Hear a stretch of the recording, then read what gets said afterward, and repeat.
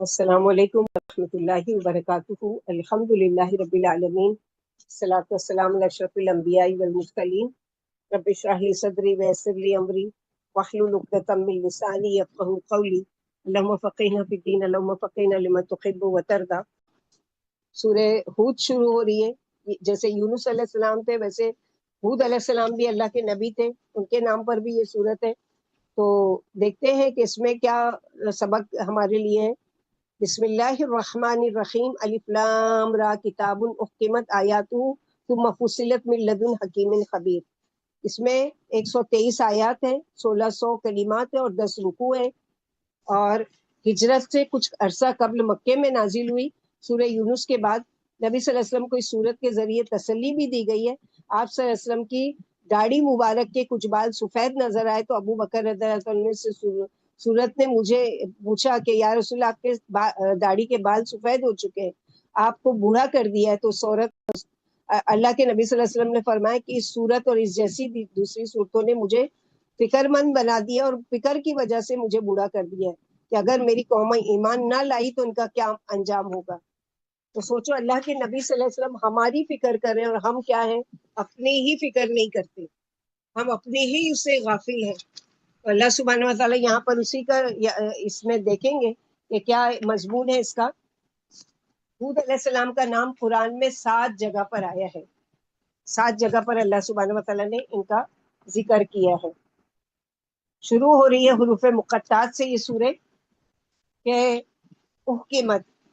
अलिफ लाम रा का मायने अल्लाह को मालूम है। कुरान हकीम में अल्फाज मुहकम है और मायनी और मतलब में पूरी पूरी तफसील है।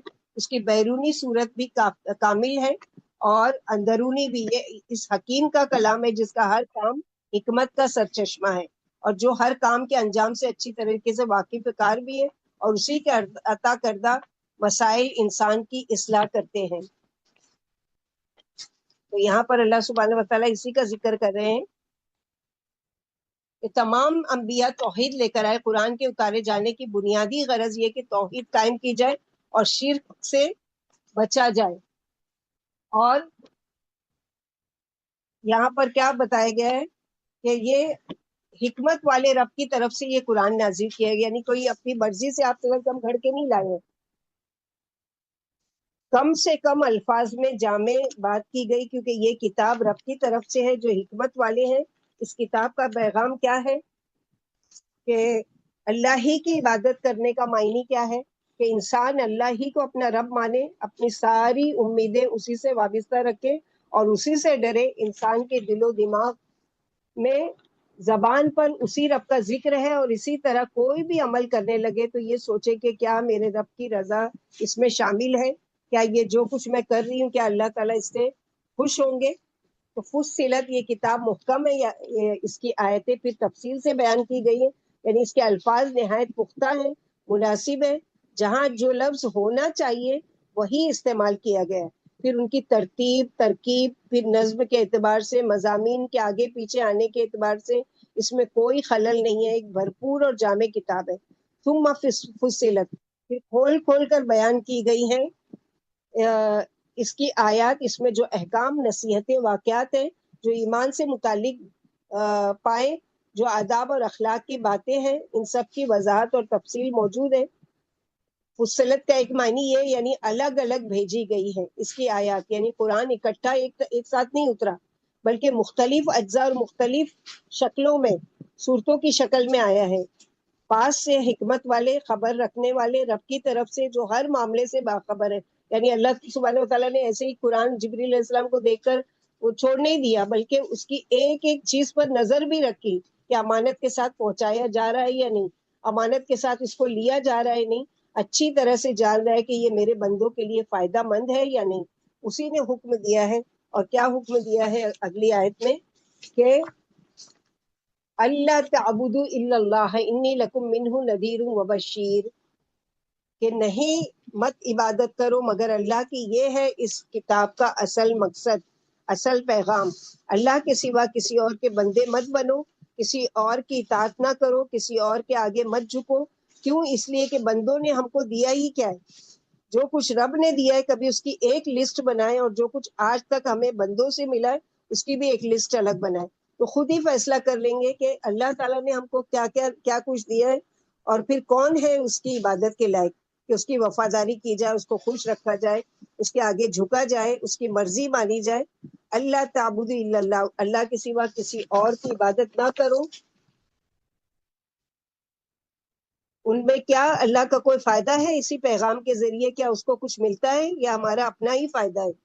بندوں کی غلامی سے نجات دلا کر دراصل اس نے ہمارے فائدے کی ہمارا ہی فائدہ کیا، ورنہ کیا ہوتا کہ بچپن سے ماں باپ ہم کو کھلا رہے ہیں، ان کا شکریہ، عبادت، پھر شوہر رزق کما کر لا رہے ہیں، اس کی عبادت ہوتی، پھر ڈاکٹر علاج کر رہا ہے تو اس کی عبادت کرنا پڑتی، کوئی کچھ دے رہا ہے تو اس کی عبادت ہوتی، تو کتنے لوگ ہمارے معبود ہو جاتے۔ تو اللہ تعالیٰ نے ان سارے معبودوں کو الگ کر کے کیا کیا کہ ایک اللہ کی عبادت پر ہم کو لگا دیا۔ کیوں؟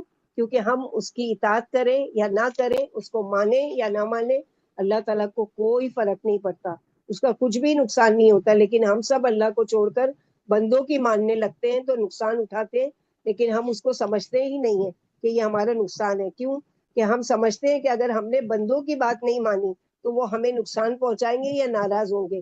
یہ دراصل بہت بڑا دھوکہ ہے جو شیطان ہم کو دیتا ہے، اور یہی دین کی اصل روح ہے کہ اللہ تعبدو اننی لکم منہ نذیر و بشیر، یقیناً میں تمہاری طرف اس کی طرف سے ڈرانے والا بھی ہوں اور خوشخبری بھی دینے والا ہوں۔ ڈراوا کس کے لیے؟ جو نہ مانے، اور خوشخبری کس کے لیے؟ جو مان جائے۔ تو جو اللہ کی مان لیتا ہے پھر اللہ سبحانہ و تعالیٰ کیا کرتے ہیں کہ اس کے لیے پھر آسانیاں ہی آسانیاں اللہ تعالیٰ پیدا کرتے ہیں۔ جیسے ایک دفعہ نبی صلی اللہ علیہ وسلم کوہ صفا پر چڑھ کر قریش کے ایک ایک قبیلوں کو آواز دے کر بلاتے ہیں، اور اپنوں کو بھی اور پرایوں کو بھی، جو جب سب جمع ہو جاتے ہیں تو ان سے پوچھتے ہیں اگر میں تم سے کہوں کہ کل صبح دشمن کا کوئی لشکر تم پر حملہ کرنے والا ہے تو کیا تم میری بات صحیح مانو گے؟ یہ عرض کرتے ہیں یقیناً، کیونکہ ہمارے سامنے آج تک آپ نے کوئی جھوٹ نہیں بولا۔ آپ نے فرمایا اچھا تو دیکھو قیامت آنے والی ہے، تمہیں اپنی شرارتوں اور برائیوں کا بدلہ ملنے والا ہے جو بڑا سخت ہوگا، میں تمہیں اللہ کے عذاب سے آگاہ کرنے والا ہوں۔ تو یہ ہے ڈراوا کہ اپنی قوم کو کیا کیا کہ اللہ تعالیٰ کی آیات سے ڈرایا بھی، اور یہ بھی کہ وَأَنِ اسْتَغْفِرُوا رَبَّكُمْ ثُمَّ تُوبُوا إِلَيْهِ، یعنی نہ صرف ڈرانا بلکہ کیا ہے، توبہ کرو۔ ہماری بے رخی اور بے نیازی اللہ کو کچھ نقصان نہیں دے سکتی، لیکن اگر ہم اس کی طرف پلٹتے ہیں تو وہ ہم کو بہترین متاع عطا کرے گا۔ یہاں متاع حسنن کہا گیا ہے تو دوسری جگہ متاع غرور کہا گیا ہے۔ یہ فرق کیوں ہے؟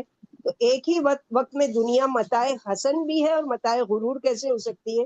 مثلا اللہ کی طرف رجوع کرنے والوں کے پاس جب دنیا آتی ہے تو وہ اس کے ذریعے بندوں کے حقوق بہتر طریقے سے ادا کرتے ہیں، اللہ کا زیادہ سے زیادہ شکر ادا کرتے ہیں، اور اس کی وجہ سے ان کو جو بہترین بدلہ ملتا ہے یہ ان کے لیے متاع حسنہ ہے۔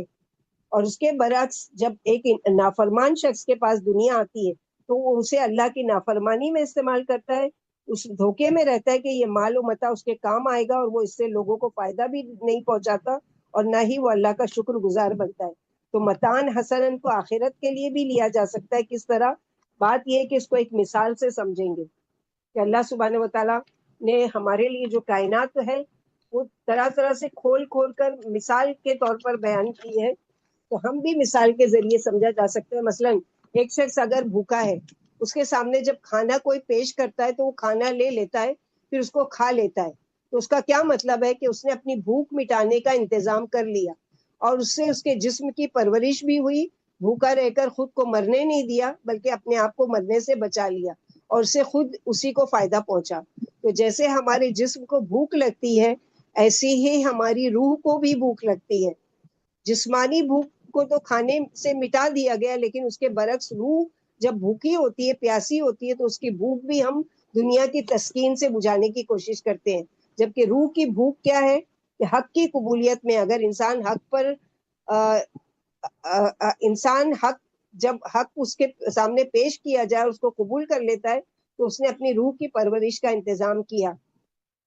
یعنی دین کا علم، قرآن ہماری روح کے لیے ایک رزق ہے، اور اس کی پرورش کے ذریعے وہ اللہ کے احکامات کا پابند ہو جاتا ہے اور جنت والوں میں سے ہو جاتا ہے۔ اور اس کے بالکل برعکس بیکار بیمار روح جہنم کا ایندھن، مردہ روح ہو جاتی ہے جو اللہ کے ذکر سے دور ہوتی ہے، جو جس کے دل میں اللہ کی پہچان نہیں اور جس کے دل میں اللہ کی خشیت نہیں، تو پھر کیا ہے؟ ایسے لوگ راستے میں بھٹکتے رہتے ہیں، ان کو کوئی بھی نہیں. تو یعنی سابق برائیوں سے باز آ جاؤ، سچے دل سے توبہ کر لو اور اپنے رب کے آگے جھکے رہو.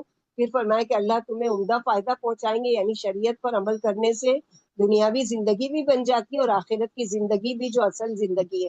حق تعالیٰ نیک عمل کرنے والوں کو بڑی بڑی نعمتیں عطا فرماتے ہیں، جیسے کہ سورہ نحل آیت نمبر 97 میں فرمایا من عمل صالحا، جو کوئی نیک عمل کرے گا خواہ مرد ہو یا عورت، ہم اسے پاکیزہ زندگی دے کر رہیں گے اور اس کے حسن اعمال کی وجہ سے اسے بہترین بدلہ دیں گے. اور پلٹ کر جانا کدھر ہے؟ الی اللہ مرجعکم وہو علی کل شیء قدیر. کہیں بھی بھاگ کر جاؤ، کہیں نہیں جا سکتے، پلٹ کر جانا اللہ کی طرف ہے. تم سب کی واپسی اللہ کی طرف ہے، تم سب کو اللہ کی طرف پلٹنا، اور وہ ہر چیز پر قدرت رکھنے والا ہے. دنیا میں ہم اللہ سے بھاگ سکتے ہیں، لیکن آخرت میں کیسے بھاگیں گے؟ کیونکہ ہمارا اگر دنیا کا تھوڑا سا نقصان ہو تو ہم دین کو سب سے پہلے چھوڑ دیتے ہیں. ایسا بہت کم ہوتا ہے کہ دنیا کا نقصان کر کے دین حاصل کرے. الا انہم یثنون صدورہم لیستخفوا منہ، یاد رہے کہ بے شک وہ موڑتے ہیں اپنے سینوں کو تاکہ وہ آپ سے چھپ جائے. سنو، جس وقت وہ اپنے یعنی کپڑے ڈھانپ رہے ہوتے ہیں، وہ جانتا ہے وہ جو کچھ چھپاتے ہیں اور جو وہ ظاہر کرتے ہیں. بے شک وہ سینوں کے بھید کو بھی جانتے ہیں. یہاں ایک واقعے کی طرف اشارہ ہے کہ قریش کے بعض سردار نبی صلی اللہ علیہ وسلم کے پاس آئے قرآن سننے کے لیے. جب قرآن کی باتیں ان کو اپنی مرضی کے خلاف نظر آئی تو انہوں نے کیا کیا کہ اپنی چادر اٹھائی، اپنے اوپر ڈال لی اور نکل گئے مجلس سے. یہ نظر انداز کرنے کا ایک اسٹائل تھا، ایک حقارت آمیز تھا، کہ جیسے اللہ کے نبی صلی اللہ علیہ وسلم کو انسلٹ کی جا رہی ہے، ذلیل کیا جا رہا ہے، نعوذ باللہ. کیونکہ اس طرح کسی مجلس میں سے اٹھ کر جانا، اس سے کیا بنتا ہے؟ بتانا مقصود ہوتا ہے کہ ہم تمہاری پرواہ نہیں کرتے اور تمہاری بات کی ہماری نظر میں کوئی اہمیت نہیں ہے. الاخینا یستثنون ثیابہم، وہ ڈھانپتے ہیں اپنے آپ کو کپڑوں سے، کیونکہ یہ عربوں کا پرانا کلچر ہے کہ عورتوں کی طرح مرد بھی وہاں اسکارف پہنتے ہیں، جیسے آج بھی پہنتے ہیں، جس کو سعودی میں آج بھی لال چیکس والا، دوسرے ملکوں میں سفید بھی ہوتا ہے، کہ ان کا ایک ملک کا خصوصی لباس ہوتا ہے. اور اس کی بنیادی وجہ کہ وہاں کا موسم بہت سخت ہوتا تھا. اس موسم میں صرف ٹوپی یا ہیڈ کافی نہیں ہوتا تھا، بعد سموم چلتی تھی جیسے طوفان، اور ریتیلی آندھیاں چلتی تھی تو ناک میں آنکھ میں گھس جاتی تھی. اس لیے یہ کپڑے پہنتے تھے کہ وہ رومال سے اس کو کیا ہے اپنے ناک اور آنکھ کو ڈھانک لیا کرتے تھے، جس کی وجہ سے اپنے چہروں کو بھی اس سے لپیٹ لیتے تھے. لیکن یہاں وہ اپنے آپ کو چھپا رہے ہیں وہی الہی سے بچنے کے لیے اور تکبر کا اظہار کرنے کے لیے. تو اللہ تعالیٰ فرما رہے ہیں کہ اس کو سب پتا ہے جو وہ دل میں چھپاتے ہیں اور جو دل میں ظاہر کرتے ہیں، سب اللہ تعالیٰ کی نظر میں ہے. تو اللہ تعالیٰ کی نظر میں سے تو کوئی بھی چیز نہیں چھپی ہوئی ہے، ہر چیز اللہ سبحانہ و تعالیٰ کے سامنے ہے. کہ جو بھی وہ یعنی اگر پلٹ کر جائیں گے بھی تو کہاں جائیں گے؟ تو صحبت و اریانی کی حالت میں پردے والے اعضاء کو آسمان کی طرف کرنا برا سمجھا جاتا تھا، اس لیے بولو براز و ہم بستری کی حالت میں خلوت میں اریا ہونا معیوب سمجھا جاتا تھا. تو معیوب سمجھ کر سر ڈھانک لیے جاتے تھے، یا اللہ کے بارے میں شک کرتے تھے، برے عملوں کے عادی تھے اور برے عملوں کے وقت جھک جایا کرتے تھے جیسے کسی سے شرما رہے ہوں اور اس سے عیب چھپانا چاہ رہے ہیں. حق تعالیٰ نے فرمایا کہ رات میں کپڑوں میں لپٹ کر بھی تم کو جو کچھ کرتے ہو اللہ اسے بھی دیکھتے ہیں، خواہ تم چھپاؤ یا نہ چھپاؤ اللہ کو سب معلوم ہے. اللہ سراسر یعنی ہر چیز سے باخبر ہے. یعلم ما یسرون و ما یعلنون، جو کچھ تم چھپاتے ہو وہ بھی اللہ کو پتا ہے، جو کچھ تم ظاہر کرتے ہو وہ بھی، کیونکہ وہ سینوں میں ابھی ہمارے کوئی خیال آیا، مثلا میں کوئی کام کرنا چاہتی ہوں، ابھی میں نے کیا نہیں ہے یا میں نے اپنی زبان سے کسی کو بتایا بھی نہیں، اللہ تعالیٰ کو پتا چل گیا کہ اس کے دل میں یہ خیال آیا، یہ کرنا چاہتی ہے. اور اس طرح سے اللہ سبحانہ و تعالیٰ یہاں پر وہ کرے وَإِن تَوَلُّوا فَإِنِّي أَخَافُ عَلَيْكُمْ عَذَابَ يَوْمٍ كَبِيرٍ، اور اگر پلٹ جاؤ تو میں تمہارے بارے میں بڑے دین کے عذاب سے ڈرتا ہوں. یعنی اگر تم استغفار نہیں کرتے، توبہ نہیں کرتے، نیکی کے کاموں کا شوق نہیں رکھتے، نوافل تو کیا فرائض کو بھی ادا نہیں کرتے، پھر سزا کے لیے تیار ہو جاؤ. اگر کھانے کی دعوت کوئی دے تو ہم کیا کرتے ہیں؟ خوش ہوتے ہیں اور ضرور جاتے ہیں. مگر روحانی دعوت کے لیے اگر کوئی بلائے تو کتنے لوگ خوشی خوشی آنا چاہتے ہیں یا آنا پسند کرتے ہیں. کیوں روحانی دعوت کو قبول کرنا، یعنی اللہ تعالیٰ نے اس میں آیت نمبر 4 میں جواب دیا ہے کہ الا انہم یستسلون، سینے کو دوہرا کرتے ہیں، جیسے سورہ عادیات میں آئے گا وہ سلا معافی صدور، کہ جو کچھ ان کے سینے چھپاتے ہیں جو کچھ ہے اللہ تعالیٰ اس کو کھول کر رکھنے پر بھی قادر ہے، اور قیامت کے دن تو یہ سارے چھپے ہوئے راز کھول کر رکھ دیے جائیں گے۔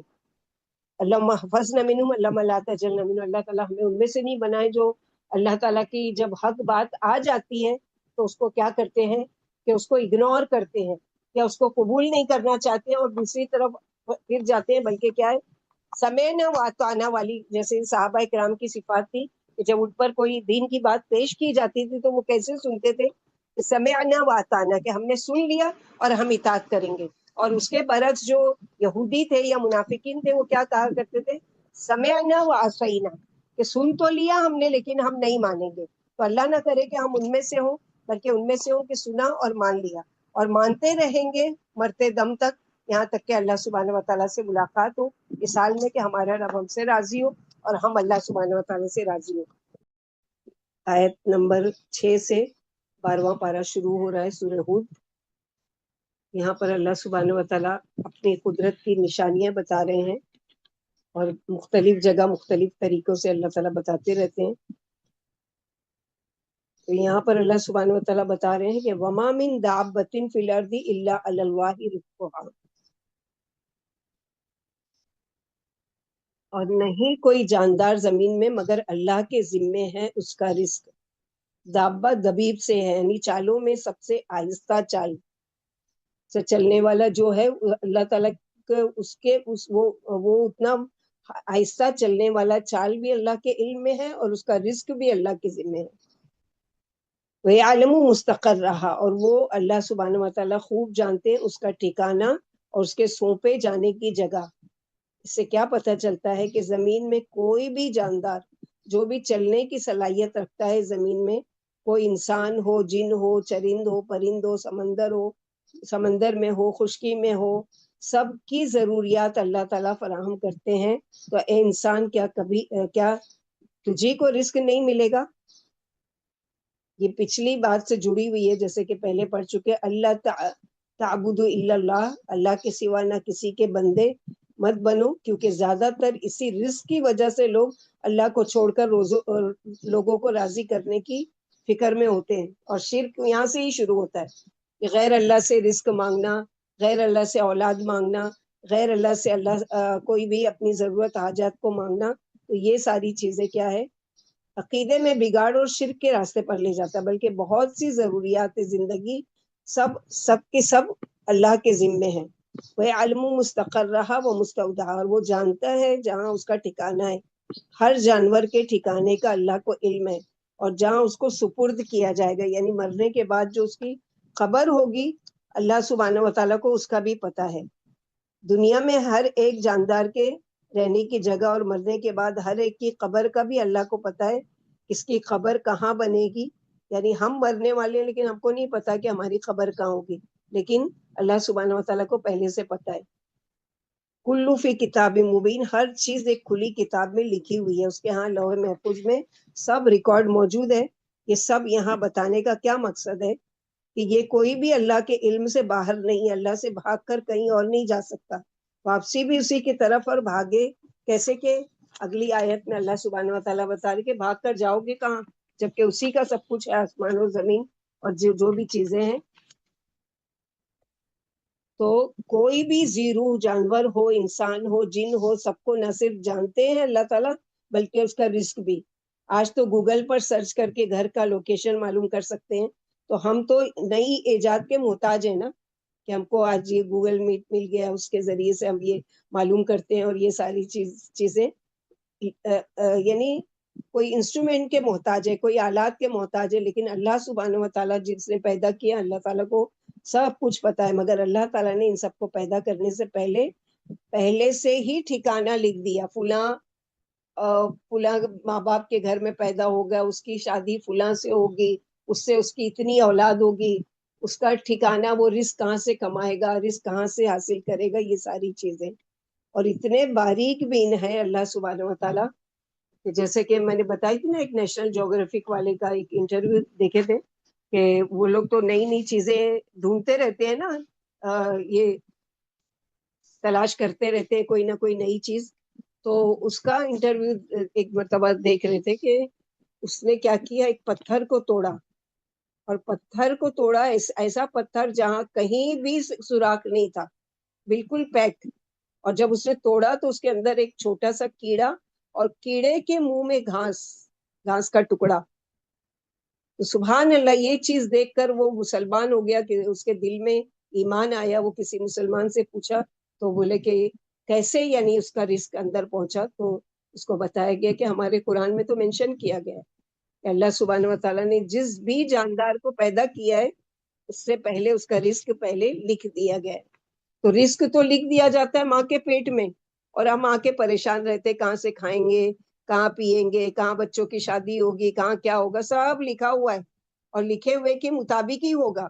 اب جب لکھ دیا گیا اور وہ چیز مل گئی, اب اس میں شکوہ نہیں ہونا چاہیے کہ میری شادی فلاں جگہ کیوں ہوئی, وہاں نہیں ہونا چاہیے, اور یہاں پر کیوں ہو گئی, یا یہ بچے ایسے ہو گئے اور یہ ہو گئی. یہ ساری چیزیں اللہ تعالیٰ کے یہاں لکھی ہوئی ہے. اللہ روئے زمین کے تمام جانداروں کی روزیوں کا ذمہ دار ہے, خواہ وہ بڑے ہوں یا چھوٹے ہوں, خشکی میں ہوں یا تری میں ہوں, اور وہی ان کے رہنے سہنے کی جگہوں کو, زمین پر چلنے پھرنے کے مقامات کو, ان کے قبروں کے گھڑوں کو, اور ان کی زندگی کے گھروں کو بھی خوب جانتے ہیں. یعنی ایک انسان مثلاً جی رہا ہے اپنی زندگی اور اچھی طریقے سے جی رہا ہے, لیکن کل کو اس کی موت کس حال میں آ جائے گی اور کہاں پر جا کر وہ مرے گا اور کہاں اس کا ٹھکانہ بنے گا, اس کو نہیں پتا ہے, لیکن اللہ کو پتا ہے. ابھی ریسنٹلی جو جبل پور کا واقعہ ہوگا, سب لوگوں نے دیکھا ہوگا کہ جو کیبن کروز تھا اس میں سب ڈوب کے وہ کیے. تو یہ ان کی پہلے سے لکھی ہوئی تھی کہ اس طرح کی موت آئے گی. بعض کی لاشیں ملی, بعض کی نہیں ملی. ظاہر ہے کہ سمندر کے جو بڑے بڑے جانور ہوتے ہیں ان لوگوں نے کھا لیا ہوگا. تو اب یہ جو کھا لیا, یہ کیا ہے, قبر ان کی, وہ ان کا پیٹ بن گیا. اسی طرح جل کر جو راکھ بنا کر دریا میں بہا دیتے تو قبر ان کی وہ پانی بن گئی. اسی طرح دفن کر دیا تو قبر ان کی وہ دفن کی ہوئی جگہ. تو یہ ساری چیزیں اللہ سبحانہ و تعالیٰ کے یہاں پہلے سے لکھی جا چکی ہے, پہلے سے, کہ وَيَعْلَمُ مُسْتَقَرَّ وَمُسْتَوْدَعَ, اور كُلٌّ فِي كِتَابٍ مُبِينٍ. اسے معلوم ہے کہ وہ زندگی میں کہاں کہاں رہیں گے, انہیں کہاں اور کس سرزمین پر موت آئے گی. اسے ان کا وہ گھر بھی معلوم ہے جہاں وہ ابتدائی پیدائشی منزلوں سے گزرے تھے, اور وہ گھر بھی جہاں سے وہ چند قطروں کی صورت میں رحم میں ڈال دیے گئے. یعنی ایک گھر تو وہ ہے کہ جہاں پر وہ مثلاً یہ کہ رہے گا, اس کا ذاتی گھر. ایک وہ جو ماں کا پیٹ ہے وہ بھی اس کا گھر تھا نا, وہاں پر کتنے مہینہ رہے گا, کب اس سے باہر آئے گا, یہ ساری چیزیں پہلے سے طے شدہ ہے, ریکارڈ کی ہوئی اللہ کے یہاں. فرمائے کہ ایک ایک بات تفصیل کے ساتھ اس کتاب میں موجود ہے جو حق تعالیٰ کے پاس ہے. جیسے کہ سورہ انعام میں بھی پڑھ چکے, آیت نمبر 38 میں, وما من دابۃ, سیم ایسی آیت آئی تھی, روئے زمین پر جس قدر بھی جاندار ہیں اور جس قدر بھی پرندے ہیں اپنے پروں سے اڑتے ہیں, وہ سب تمہاری طرح کی قومیں ہیں. کوئی چیز ایسی نہیں ہے جو ہم نے کتاب میں نہ لکھی ہو, پھر یہ سب اپنے رب کے پاس جمع ہوں گے. تو جب لکھ دیا گیا ہے کہ رزق دینے والے انہ هو الرزاق ذو القوۃ المتین, یعنی ما اريد منکم رزقا وما اريد ان یطعمون, یعنی نہیں وہ چاہتا کہ اس کو رزق کوئی دے, اور نہ ہی وہ چاہتا ہے کہ اس کو کوئی کھلائے. جو خود لوگوں کو کھلانے والے ہیں اللہ سبحانہ و تعالیٰ, اس کو کیا حاجت ہوگی کہ اس کو کوئی کھلائے. آج تمہارے دنیا میں جو بت ہے, جو جن کی تم پوجا کرتے ہو یا کرتے ہو, ان کے سامنے تم لے جا کے ڈالتے ہو, وہ تو کھا بھی نہیں سکتے, لیکن تمہارا عقیدہ ہے. لیکن اللہ سبحانہ و تعالیٰ جس نے ساری کائنات پیدا کی, جو رزق بانٹنے والا ہے, اس کو ضرورت ہی نہیں ہے کہ کوئی اس کو کھلائے یا پلائے یا کوئی اس کو رزق دے. اس سے وہ یعنی ماورا ہے, یعنی بہت اونچا ہے, بہت بلند ہے. اور اللہ سبحانہ و تعالیٰ کی جو ذات ہے وہ کیسی ہے, وَهُوَ الَّذِي خَلَقَ السَّمَاوَاتِ وَالْأَرْضَ فِي سِتَّةِ أَيَّامٍ وَكَانَ عَرْشُهُ عَلَى الْمَاءِ لِيَبْلُوَكُمْ أَيُّكُمْ أَحْسَنُ عَمَلًا. یعنی اور وہ ذات جس نے بنایا آسمانوں کو اور زمین کو, تو جب سب کچھ اس نے بنایا ہے تو کچھ ان دو کے درمیان ہے, وہ بھی وہ جانتا ہے. اور یہ آسمان و زمین اس نے 6 دنوں میں پیدا کیے. اب دن سے مراد 6 ادوار ہیں, یعنی 6 دور ہو سکتے ہیں, اسٹیپس ہو سکتے ہیں. اور تھا اس کا عرش پانی پر. اب یہ پانی کی کیا حقیقت ہے اس کے بارے میں انسان کچھ نہیں جانتا کہ یہ متشابہات میں سے ہے. شاید کبھی اس کا کوئی راز کھل جائے, لیکن اب تک تو کسی کو نہیں معلوم کہ اس سے اصل مراد کیا ہے. ایک دنیا معلومات کے مطابق یہ تو ملتا ہے کہ ہماری زمین پہلے چاروں طرف سے پانی نے ڈھانکا ہوا تھا, پھر کیا ہوا کہ اندر سے پہاڑ اٹھ آئے اور پانی گہرائی میں چلا گیا, یعنی سمندروں میں جا کر ٹھہر گیا. ابتدا میں پانی زیادہ تھا, پھر آہستہ آہستہ یہ کم ہوتا چلا گیا. اور یہ ساری چیزیں اللہ سبحانہ وتعالیٰ حق تعالیٰ اپنی ہماگیر قدرت کا اظہار فرما رہے ہیں کہ اس نے 6 دن میں آسمان و زمین کا تمام کارخانہ بسایا رچایا. اس سے پہلے اللہ تعالیٰ کا عرش جو تھا وہ پانی پر تھا. تو اللہ کا عرش پانی پر تھا اور اللہ سبحانہ وتعالیٰ عرش سے بھی اوپر ہے, یعنی بہت اوپر. اور اللہ سبحانہ وتعالیٰ یہ ساری چیزیں کیوں گنوا رہے ہیں کہ رزق تمہارا, جاندار اور ٹھکانہ تمہارا, اور مرنے کی جگہ تمہاری, تاکہ اور اللہ سبحانہ وتعالیٰ کا عرش پانی پر تھا. یہ بتانے کا مقصد کیا ہے؟ لیبلوکم ایکم احسن عملا.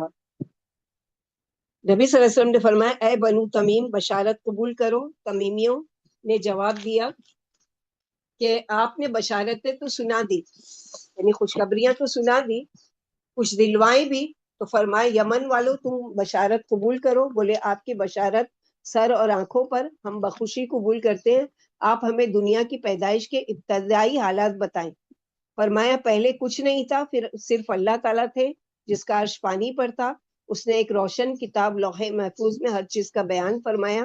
عمران بن حسین فرماتے کہ آپ نے ابھی اس قدر فرمایا تھا کہ اتنے میں ایک شخص نے مجھ سے آ کر کہا کہ تمہاری اونٹنی بھاگ گئی ہے.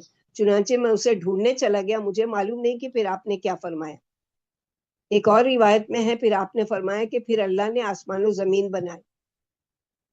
کائنات کی پیدائش سے 50,000 سال پہلے اللہ نے لوگوں کی تقدیریں لکھ لی تھی, جبکہ اس کا عرش پانی پر تھا. ابو رزین کہا لقید بن عامر نے آپ سے پوچھا کہ دنیا کی پیدائش سے پہلے اللہ کہاں تھے؟ فرمایا غمامے میں, یعنی بادلوں میں, جس کے اوپر نیچے ہوا تھی, پھر بعد میں عرش بنایا. پھر فرمایا کہ آسمان و زمین تمہارے فائدے کے لیے ہیں, بنائے گئے ہیں, اور تم اللہ کی عبادت کے لیے کہ اسی کو یکتا جانو اور اس کے ساتھ کسی کو شریک نہ مانو. کائنات اور اس کی کوئی چیز بھی بیکار نہیں پیدا کی گئی ہے. ایسا خیال خام تو محض کافروں کا ہے. جیسے کہ سورہ سعد آیت نمبر 27 میں اللہ تعالیٰ فرماتے ہیں ہم نے آسمان و زمین اور ان کی درمیانی چیزیں یوں ہی بیکار نہیں پیدا کی. ایسا گمان تو کافروں کا ہے, اور کافروں کے لیے جہنم میں ویل ہے. تو دنیا میں انسان کو بھیجا کیوں گیا ہے؟ جیسا کہ یہاں پر بتایا گیا کیا ہے کہ لیبلوکم ایکم احسن عملا. یہ سب پانی ہٹا کر خشکی بنائی تاکہ تم کو پیدا کرے اور تمہارے لیے رہنے کی جگہ بنائے. اور تمہیں کیوں پیدا کیا؟ تاکہ تمہارا امتحان لے کہ تم میں اچھے کام کون کرتا ہے. یہ نہیں کہا کہ زیادہ کام کون کرتا ہے, بلکہ کہا کہ اچھے کام کون کرتا ہے. اور کہاں پر پڑھتے ہیں ہم لوگ سیم آیت لیبلوکم ایکم احسن عملا؟ کوئی بتائے گا؟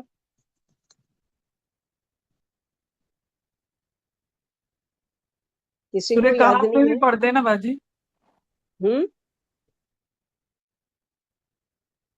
لیبلوکم ایکم احسن عملا.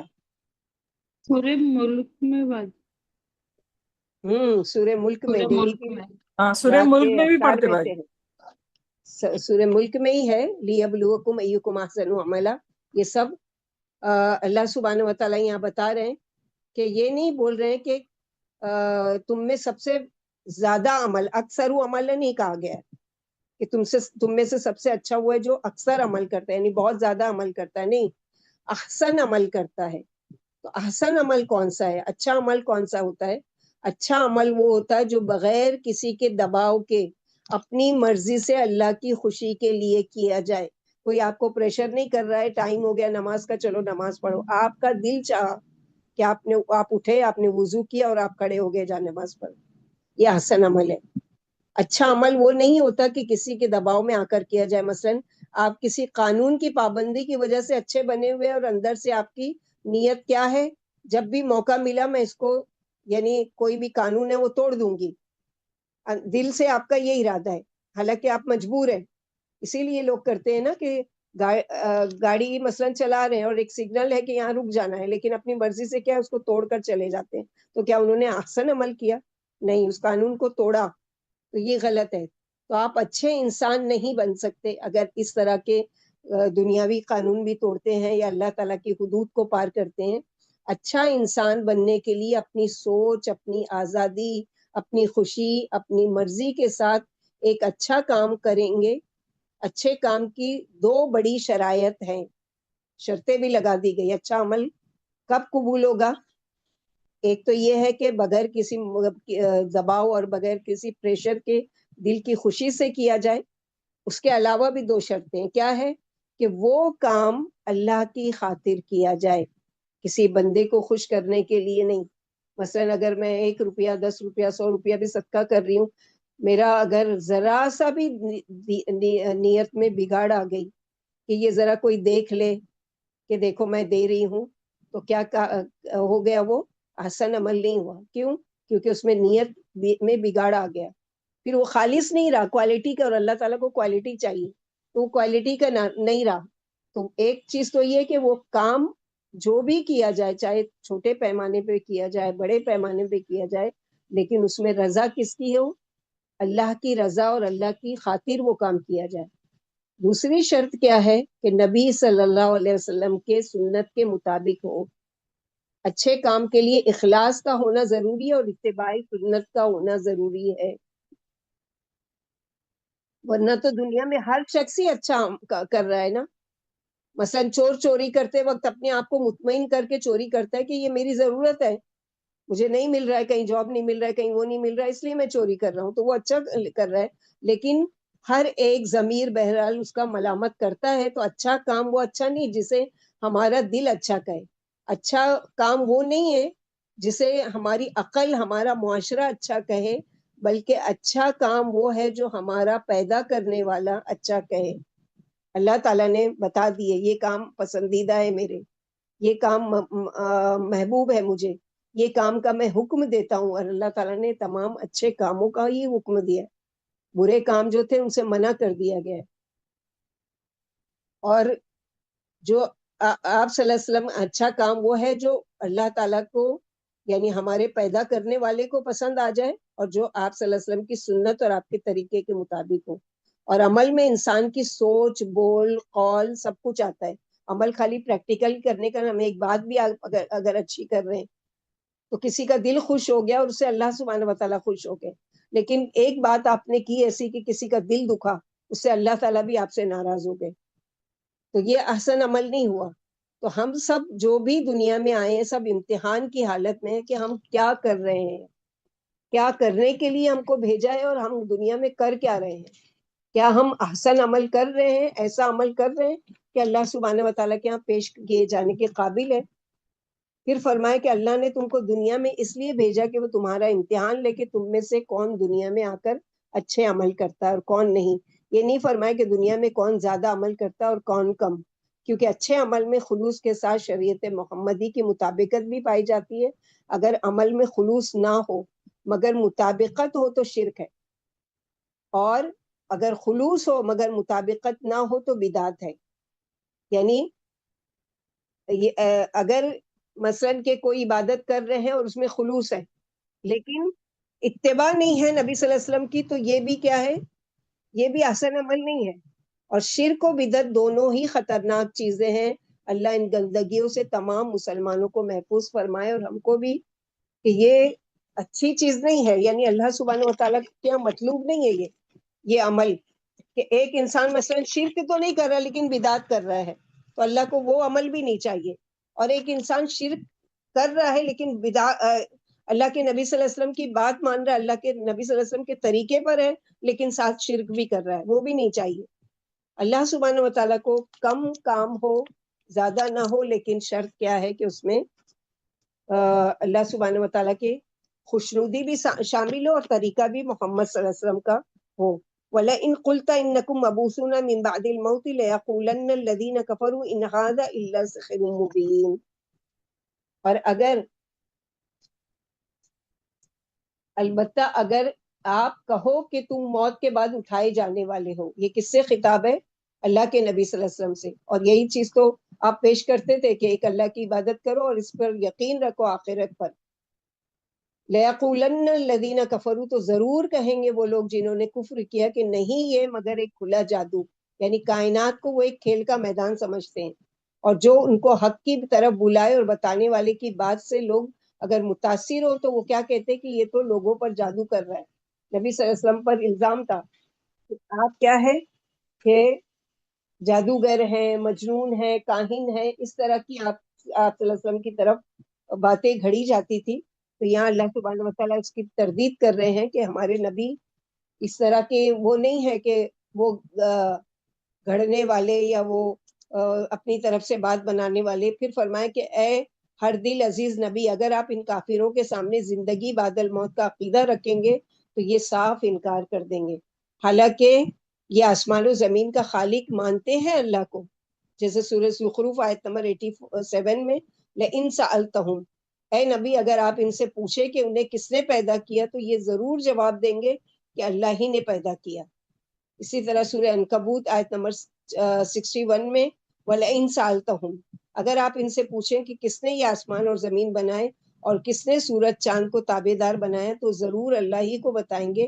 تعجب ہے کہ پھر زندگی بعد الموت کو کیوں نہیں مانتے اور کیوں اس ایک ادنا سی بات کو اللہ کی قدرت سے باہر جانتے ہیں.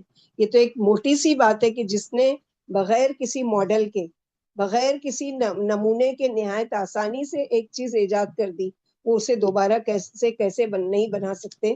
بلکہ دوبارہ پیدا کرنا تو پہلی بار کے بنانے سے بھی بہت آسان ہے. اسی لیے اللہ سبحانہ وتعالیٰ کا ایک نام کیا ہے؟ فاتر، کہ پھاڑنے والا، یعنی ایسی چیز بنانے والے جو جس کا کوئی پہلے سے اصل موجود نہ ہو. جیسے کہ سورہ روم آیت نمبر 27 میں وَهُوَ الَّذِي يَبْدَأُ الْخَلْقَ ثُمَّ يُعِيدُهُ، وہی مخلوق کی ابتدا کرتے ہیں پھر وہی اس کو دوبارہ پیدا فرمائیں گے، اور اس کے لیے دوبارہ پیدا کرنا بہت ہی آسان ہے. اسی طرح سورہ لقمان آیت نمبر 28 میں وَمَا خَلَقَكُمْ، تم سب کی پیدائش اور تم سب کا دوبارہ زندہ کرنا میرے لیے ایسا ہی ہے جیسے کسی ایک کو پیدا کرنا.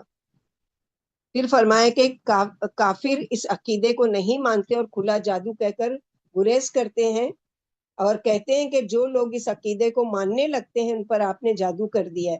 دراصل کفر، عناد اور رسم و رواج کی وجہ سے زندگی بعد الموت کے ماننے والوں کو مسحور بتانے پر یہ مجبور ہے. یعنی کچھ اور جواب ہی نہیں ہے کہ مان لیے جس نے تو یہ کیا کہا جاتا تھا، یہ اس پر جادو کر دیا گیا، قرآن کا جادو اس پر چل گیا، اللہ کے نبی صلی اللہ علیہ وسلم کی باتوں نے اس پر جادو کر دیا. یہ ساری من گھڑت باتیں. اللہ سبحانہ وتعالیٰ اس کا جواب دے رہے ہیں وَلَئِنْ أَخَّرْنَا عَنْهُمُ الْعَذَابَ إِلَىٰ أُمَّةٍ مَّعْدُودَةٍ لَيَقُولُنَّ مَا يَحْبِسُهُ عَلَىٰ يَوْمَ يَأْتِيهِمْ لَيْسَ مَصْرُوفًا عَنْهُمْ وَحَاقَ بِهِم مَّا كَانُوا بِهِ يَسْتَهْزِئُونَ. اور اگر ہم ٹال دیں ان سے عذاب کو ایک مخصوص مدت تک کے لیے تو وہ کہیں گے کہ اس عذاب کو کس نے روک رکھا ہے، عذاب کیوں رک گیا. علی یوم یاتیہم، خبردار جس دن وہ ان کے پاس آ جائے گا نہیں وہ پھیرنے والا ان سے، یعنی جس دن عذاب آ گیا پھر وہ ٹلے گا نہیں. وہاں کا بھی اور گھیر لے گی ان کو وہی چیز جس کا وہ مذاق اڑاتے تھے. یعنی نبی صلی اللہ علیہ وسلم جب ان کو سمجھانے کی کوشش کرتے تھے تو یہ کبھی مذاق اڑاتے، کبھی جادوگری کہتے، کبھی کہتے تھے کہ لے آؤ ہم پر عذاب، کبھی عذاب نہیں آتا تو کہتے تھے کہ کیوں نہیں آ رہا ہے ہم پر عذاب. یعنی ہر طرح سے پریشان کرتے تھے. کیسے صبر کے ساتھ اللہ کے نبی صلی اللہ علیہ وسلم ان کے ساتھ معاملہ کرتے تھے کہ خاموش، جب تک کہ اللہ سبحانہ وتعالیٰ کی طرف سے کوئی جواب نہیں آ جاتا تھا آپ بالکل خاموشی اختیار کرتے تھے. تو آیت نمبر 8 سورہ ہود، اس میں الا امتن، امت کا لفظ قرآن میں 4 معنی میں استعمال ہوتا ہے. کہتے ہیں ارادہ کرنا، ماں کو بھی کیا ہے، یعنی وہ ارادہ کرتی ہے نا کہ بچے کی پیدائش کا یا اس کے لیے سوچتی ہے یا وہ کرتی ہے، تو اسی لیے اس کو کہا جاتا ہے. تو امت کا ایک لفظ تو یہ ہے جو یہاں پر آیا ہے وہ کیا ہے، وقت. امت یہاں وقت کے لیے استعمال ہوا ہے۔ دوسرا آتا ہے امت لیڈر کے معنی میں، جیسے قیامت کے دن ابراہیم علیہ السلام کے بارے میں آتا ہے امتن کانت امتم واحدہ، کہ وہ ایک امت تھے، یعنی ایک پوری امت، پوری جماعت کے ایک اکیلے لیڈر تھے، ان کے پیچھے کوئی بھی نہیں فالوور تھا۔ نمبر 3 امت آتا ہے ملت اور دین کے بارے میں، اور نمبر 4 جماعت اور گروہ کے بارے میں آتا ہے، کہ جیسے کہ اللہ کے نبی صلی اللہ علیہ وسلم نے فرمایا کہ ہر گروہ آئے گا قیامت کے دن اپنے یعنی اس کے ساتھ، اپنے رسول کے ساتھ۔ تو یہاں پر مراد کیا ہے؟ مقررہ وقت، اور یحبسو حبس سے ہے، صرف کسی چیز کو ایک حالت سے دوسری چیز کی حالت کی طرف پھیر دینا یا کسی چیز سے بدل دینا۔ تو یہاں پر اللہ سبحانہ وتعالی اللہ یوم یاتیہم لیس مصروفا عنہ وحاق بہم، خبردار جس دن وہ آ جائے گا ان پر عذاب تو وہ ان سے ٹالا نہیں جائے گا، عذاب عذاب ہی ہوگا اور گھیر لے گا۔ جو تھے وہ اس کا مذاق اڑایا کرتے ہیں، کیا مذاق کے عذاب کو کی چیز سمجھتے تھے؟ یعنی معمولی چیز سمجھتے تھے کہ اچھا ٹھیک ہے آپ دھمکاتے ہو ہم کو کہ عذاب آئے گا عذاب آئے گا، تو لے کر کیوں نہیں آتے؟ خالی آپ ہم کو ڈراتے رہتے ہو۔ تو اگر ہم ٹال دیں ان سے عذاب کو ایک مخصوص مدت تک کے لیے، تو وہ کہیں گے کہ اس عذاب کو کس نے روک رکھا ہے، عذاب کیوں رک گیا؟ خبردار جس دن وہ ان کے پاس آ جائے گا نہیں وہ پھرنے والا ان سے، یعنی جس دن عذاب آ گیا پھر وہ ٹلے گا نہیں، اور گھیر لے گی ان کو وہی چیز جس کا وہ مذاق اڑاتے تھے۔ یعنی نبی صلی اللہ علیہ وسلم جب ان کو سمجھانے کی کوشش کرتے تھے تو یہ کیا کہتے تھے کہ یہ عذاب یعنی یہ مذاق اڑاتے تھے اور اس کو یقین نہیں کرتے تھے، حالانکہ اللہ کے نبی صلی اللہ علیہ وسلم نے تو پچھلی قوموں کے بارے میں بھی بتایا کہ دیکھو تمہاری طرح کے وہ لوگ بھی سرکش تھے، یعنی اگر ہم ان مشرکوں سے کچھ دنوں کے لیے عذاب موقوف رکھیں تو یہ گمان کر بیٹھتے ہیں کہ عذاب کی دھمکی بے بنیاد ہے، اور تنزیہ عذاب جلدی مچانے لگتے ہیں۔ ان کے دلوں میں کفر و شرک نے دور دور تک جڑیں پھیلا دی ہیں، جب ان کے دل ہی مسموم ہو چکے ہیں تو اب کس طرح انہیں اس خطرناک زہریلے زہر سے نجات مل سکتی ہے؟ قرآن و حدیث میں لفظ امت جیسے ہم لوگوں نے پڑھا کہ کئی معنوں میں آیا ہے، کہ یہاں سے اس سے مراد جیسا کہ وَذْكَرَ بَعْدَ أُمَّةٍ، اس کو ایک مدت کے بعد یاد آیا، میں یعنی یہی معنی مراد ہے کہ ایک مدت یا ایک وقت۔ اللہ سبحانہ وتعالیٰ آگے فرما رہے ہیں آیت نمبر 9 میں وَلَئِنْ أَذَقْنَا الْإِنسَانَ مِنَّا رَحْمَةً ثُمَّ نَزَعْنَاهَا مِنْهُ إِنَّهُ لَيُوسٌ كَفُورٌ، اور البتہ اگر ہم چکھائیں، اور اگر ہم چکھائیں انسان کو اپنے پاس سے رحمت، پھر ہم کھینچ لیں وہ اس سے، یعنی وہ رحمت اس سے چھین لیں، بے شک وہ سخت مایوس اور ناشکرا ہو جاتا ہے۔ یا انسان کی ایک نفسیات کا ذکر ہے، اور وہ کیا ہے کہ اگر ہم انسان کو اچھے دن دکھائیں، خوشیاں دیں، پھر اس کے بعد اسے اس شخص سے اس خوشی سے محروم کر دیں، وہ چیز اس سے چھین لیں، تو کیا ہوتا ہے کہ وہ سخت مایوس ہو جاتا ہے، اور مایوس ہو کر ناشکری پر اتر آتا ہے۔ یہاں پر مومن کا حال اس سے مختلف ہوتا ہے، یعنی مومن ہر حال میں اللہ کا شکر کرتا ہے، یعنی اگر اس پر کوئی مصیبت آئی ہے تو اس پر صبر کرتا ہے، اور اگر کوئی مصیبت اس سے دور ہو جائے تو کیا کرتا ہے؟ اس پر شکر ادا کرتا ہے اور اتراتا نہیں ہے۔ تو ان کامل ایمان والوں کو چھوڑ کر جن پر اللہ کا رحم ہے، عموماً انسان کی برائیوں کا بیان ہے کہ انسان آرام کے بعد تکلیف پر ہراساں اور نا امید ہو جاتا ہے، اور اللہ سے بدگمان ہو کر ماضی و مستقبل کا آرام بھول جاتا ہے۔ اس کی کچھ ایسی حالت ہو جاتی ہے جیسے اس نے نہ کبھی آرام اٹھایا ہو اور نہ وہ اپنی آئندہ عمر میں عیش دیکھے گا۔ تو یہاں پر اللہ سبحانہ وتعالیٰ اسے کہا کہ اب ان دو آیتوں میں اللہ کی یعنی انسان کی دو مختلف نفسیات اور سوچ کے بارے میں بتایا جا رہا ہے کہ خوشی اور غم میں انسان کی حالت ذہنی، جسمانی، روحانی تبدیل ہو جاتی ہے، چینج ہو جاتا ہے۔ تو اس آیت میں ہم کو ایک سبق دیا جا رہا ہے کہ نہ غم میں آپے سے باہر ہونا ہے اور نہ ہی خوشی میں، بلکہ اپنی زندگی میں جب بھی یہ دو حالات آئے، خوشی آئے تو بھی اعتدال، اور غم اگر آئے تو بھی ریلیکس ہو کر، اور یہ کون کرے گا؟ جو مومن ہوگا۔ جیسے کہ ام سلیم کا واقعہ آتا ہے کہ کیسی تھی وہ صحابیہ کہ بچہ فوت ہو گیا اور شوہر جنگ پر گئے ہیں، جب واپس آتے ہیں تو پوچھتے ہیں کہ بچے کی طبیعت میں گیا تھا تو ٹھیک نہیں تھی، اب کیسا ہے؟ تو کہتی ہے پہلے سے بہتر ہے، اور ان کو کھانا دیتی ہیں، ان کو آرام کرنے دیتی ہیں، ان کی ضروریات کو پوری کرتی ہیں، اور جب یہ سارے کام سے وہ فارغ ہو جاتے ہیں، ریلیکس ہو جاتے ہیں، تو پھر کہتی ہے ان سے کہ اگر اللہ تعالیٰ ہم کو کوئی نعمت دے یا کوئی اپنی چیز امانت ہمارے پاس رکھے تو ہم کو کیا کرنا چاہیے؟ اگر وہ واپس مانگے تو جو ابو سلیم تھے انہوں نے کہا کہ بالکل واپس کر دینا چاہیے، امانت میں خیانت نہیں کرنی چاہیے، اللہ تعالیٰ نے جو چیز دی اگر وہ مانگے تو اس کو دے دینا چاہیے خوشی سے۔ تو پھر کہتے ہیں کہ آپ کو خبر دی جاتی ہے کہ آپ کا جو بیٹا تھا وہ فوت ہو چکا ہے۔ اور یہ جب صبح جاتے ہیں اللہ کے نبی صلی اللہ علیہ وسلم کے پاس، اللہ کے نبی صلی اللہ علیہ وسلم کو بتاتے ہیں کہ رات کو ام سلیم کا جو واقعہ ہوا، جو اس طرح سے پیش آیا وہ بتایا، تو اللہ کے نبی صلی اللہ علیہ وسلم نے فرمایا کیا تم نے صحبت کی تھی اپنی بیوی سے؟ تو کہا کہ ہاں۔ تو کہا کہ اس کے بدلے میں جو اللہ تعالیٰ نے لے لیا، اس کے بدلے میں اللہ تعالیٰ نے بہترین اولاد کی خوشخبری۔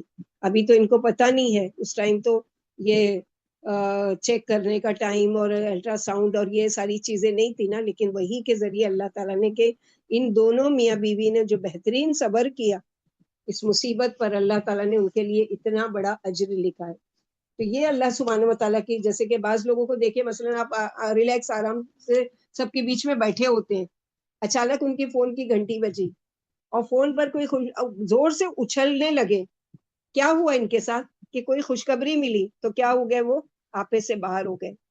اسی طرح اچھے خاصے بیٹھے ہیں، ہنسی مذاق کر رہے ہیں، اچانک فون ہوا اور کسی غم کی خبر، اب اس قدر ہکا بکا رہ گئے، چیخنے چلانے لگے، رونے لگے اور اپنے آپ کو مارنے لگے اور کپڑے پھاڑنے لگے۔ تو یہ کیا حالت ہو گئی، اچانک ہی چینج ہو گئی نا، اچھا خاصا تھا اور وہ۔ تو یہاں پر اللہ سبحانہ وتعالیٰ دونوں حالت میں انسان کو کیا کہہ رہے ہیں، جیسے کہ اللہ کے نبی صلی اللہ علیہ وسلم نے فرمایا کہ اللہ کی قسم مومن کو جو پریشانی، جو غم، جو دکھ، جو بیماری اور جو رنج پہنچتا ہے، یہاں تک کہ اگر اس کے پاؤں میں کانٹا بھی لگتا ہے تو اللہ یقیناً اس سے اس کے گناہ مٹا دیتے ہیں۔ فرمایا اس کی قسم جس کے ہاتھ میں میری جان ہے، اللہ مومن کے لیے جو بھی فیصلہ فرماتا ہے وہ اس کے حق میں بہتر ہی ہوتا ہے۔ خوشی پر شکر بھی اس لیے بہتر ہے، اور رنج پر صبر بھی، یہ نعمت مومن کے سوا کسی اور کو نصیب نہیں ہوتی۔ یعنی نہ کسی خوشی کے ملنے پر آپے سے باہر ہونا ہے کہ بالکل اپنے ہوش میں نہیں، انسان ہوتا ہے نا کہ کیسے پاگلوں جیسی حرکت کرنے لگتے ہیں، اچھلنے کودنے لگتے ہیں یا چیخنے چلانے لگتے ہیں، وہ بلکہ کیا کرنا چاہیے، سجدہ شکر سب سے پہلے۔ اللہ کے نبی صلی اللہ علیہ وسلم کا طریقہ، جب بھی آپ صلی اللہ علیہ وسلم کو کوئی بھی خوشخبری کی خبر ملتی تھی فوراً سب سے پہلے اللہ کا شکر ادا کرتے تھے۔ الحمدللہ الذی بنعمتہ تتم الصالحات، تمام کام مکمل ہوتے ہیں اللہ تعالیٰ کی حمد اور کبریائی اور بڑائی کے ساتھ، اللہ تعالیٰ کی رضا و خوشنودی کے ساتھ، لہٰذا اس کا شکر ہے کہ اس نے میرے کام کو مکمل کیا۔ تو یہ ایک مومن کا طریقہ ہوتا ہے۔ اسی طرح اچانک خبر مل گئی کسی کی میت کی ہو گئی، کسی کی کوئی ایکسیڈنٹ کی خبر آ گئی، کسی کوئی چوری ہونے کی، کہیں آگ لگنے کی، کچھ بھی ہے تو ریلیکس اور اپنے آپ کو بالکل پکڑ کر رکھنا ہے، سنبھال کر رکھنا ہے، بالکل آپے سے باہر۔ غم تو ہوگا، ظاہر ہے کہ غم ایک انسان کی فطرت میں ہے، لیکن اس طرح کے آپے سے باہر ہو جانا یا اللہ سبحانہ و تعالیٰ کی اس سے یعنی مایوسی کرنا، کیونکہ اللہ تعالیٰ نے دونوں چیزیں یہاں پر بتائی ہے کہ جب ہم اس کو چکھاتے ہیں انسان کو تو چھین لیا اگر ہم نے اس سے کوئی، تو بہت زیادہ مایوس ہو جاتا ہے۔ یعنی ایسا لگتا ہے کہ جیسے جس نے رب نے دیا تھا وہ اب وہ دوبارہ نہیں دے سکتے، بلکہ اگر اس مصیبت پر یہ پڑھ لیتا انا للہ و انا الیہ راجعون، اللہم اجرنی فی مصیبتی واخلف لی خیرا منہا، تو اللہ کا وعدہ ہے کہ اس مصیبت پر جو اس نے پڑھا، اللہ تعالیٰ جو بھی نقصان ہوا اللہ اس سے بہتر دیں گے، اور یقین ہے تو یقیناً دیں گے۔ لیکن خالی بس پڑھ لیا لیکن نیت میں ڈاما ڈول ہے، یا پھر یہ ہے کہ پکا یقین نہیں ہے کہ اللہ تعالیٰ دیں گے، تو پھر نہیں دیں گے، کیونکہ جیسا تمہارا گمان ہے اللہ تعالیٰ کا، اللہ کے نبی صلی اللہ علیہ وسلم نے کیا فرمایا کہ اللہ سبحانہ و تعالیٰ کا اپنے بندے کے بارے میں جیسا وہ گمان کرتا ہے اللہ تعالیٰ اس کے ساتھ ویسا سلوک کرتے ہیں۔ تو آپ کا آپ کے دل میں کہ نہیں ہوگا تو نہیں ہوگا، آپ کے دل میں نہیں ہے، اللہ کے سپرد میں نے معاملہ کر دیا، اللہ سے رضا چاہتی ہوں، اللہ سے دعا کرتی ہوں، اللہ تعالیٰ ضرور دیں گے، اللہ تعالیٰ ضرور نقصان پورا کریں گے، تو اللہ تعالیٰ ضرور کریں گے. اسی طرح اپوزٹ، وَلَئِنْ أَذَقْنَاهُ نِعْمَاءً بَعْدَ ضَرَّاءٍ مَسَّتْهُ لَيَقُولَنَّ ذَهَبَ السَّيِّئَاتُ عَنِّي إِنَّهُ لَفَرِحٌ فَخُورٌ. یہ بھی ایکسٹریم ایک وہ حرکت ہے. اور اگر ہم چکھائیں اس کو کوئی نعمت، یعنی تکلیف کے بعد، یہ دوسری حالت ہے، تو ضرور کہے گا میری تو ساری تکلیفیں دور ہو گئی، سختیوں کا زمانہ گزر گیا. تو بے شک وہ خوش ہو جاتا ہے، پھولے نہیں سماتا، اور بہت فخر کرنے لگتا ہے، اترانے لگتا ہے کہ جیسے کہ یہ میں تو اس کو، جیسے قارون نے جب کہا گیا تھا کہ یہ خزانہ تم کو کہاں ملا، تو یہ نہیں کہا کہ اللہ تعالیٰ نے مجھے دیا، بلکہ فخر کے ساتھ، تکبر کے ساتھ کیا کہا، یہ میرے علم سے ملا، یہ میری نالج تھی، میں اس کو بلونگس کرتا تھا، میں تو یہ اس کے قابل تھا، یہ میری قابلیت کی وجہ سے یہ ملا. اس طرح اتراتا اور ناشکری کرتا ہے.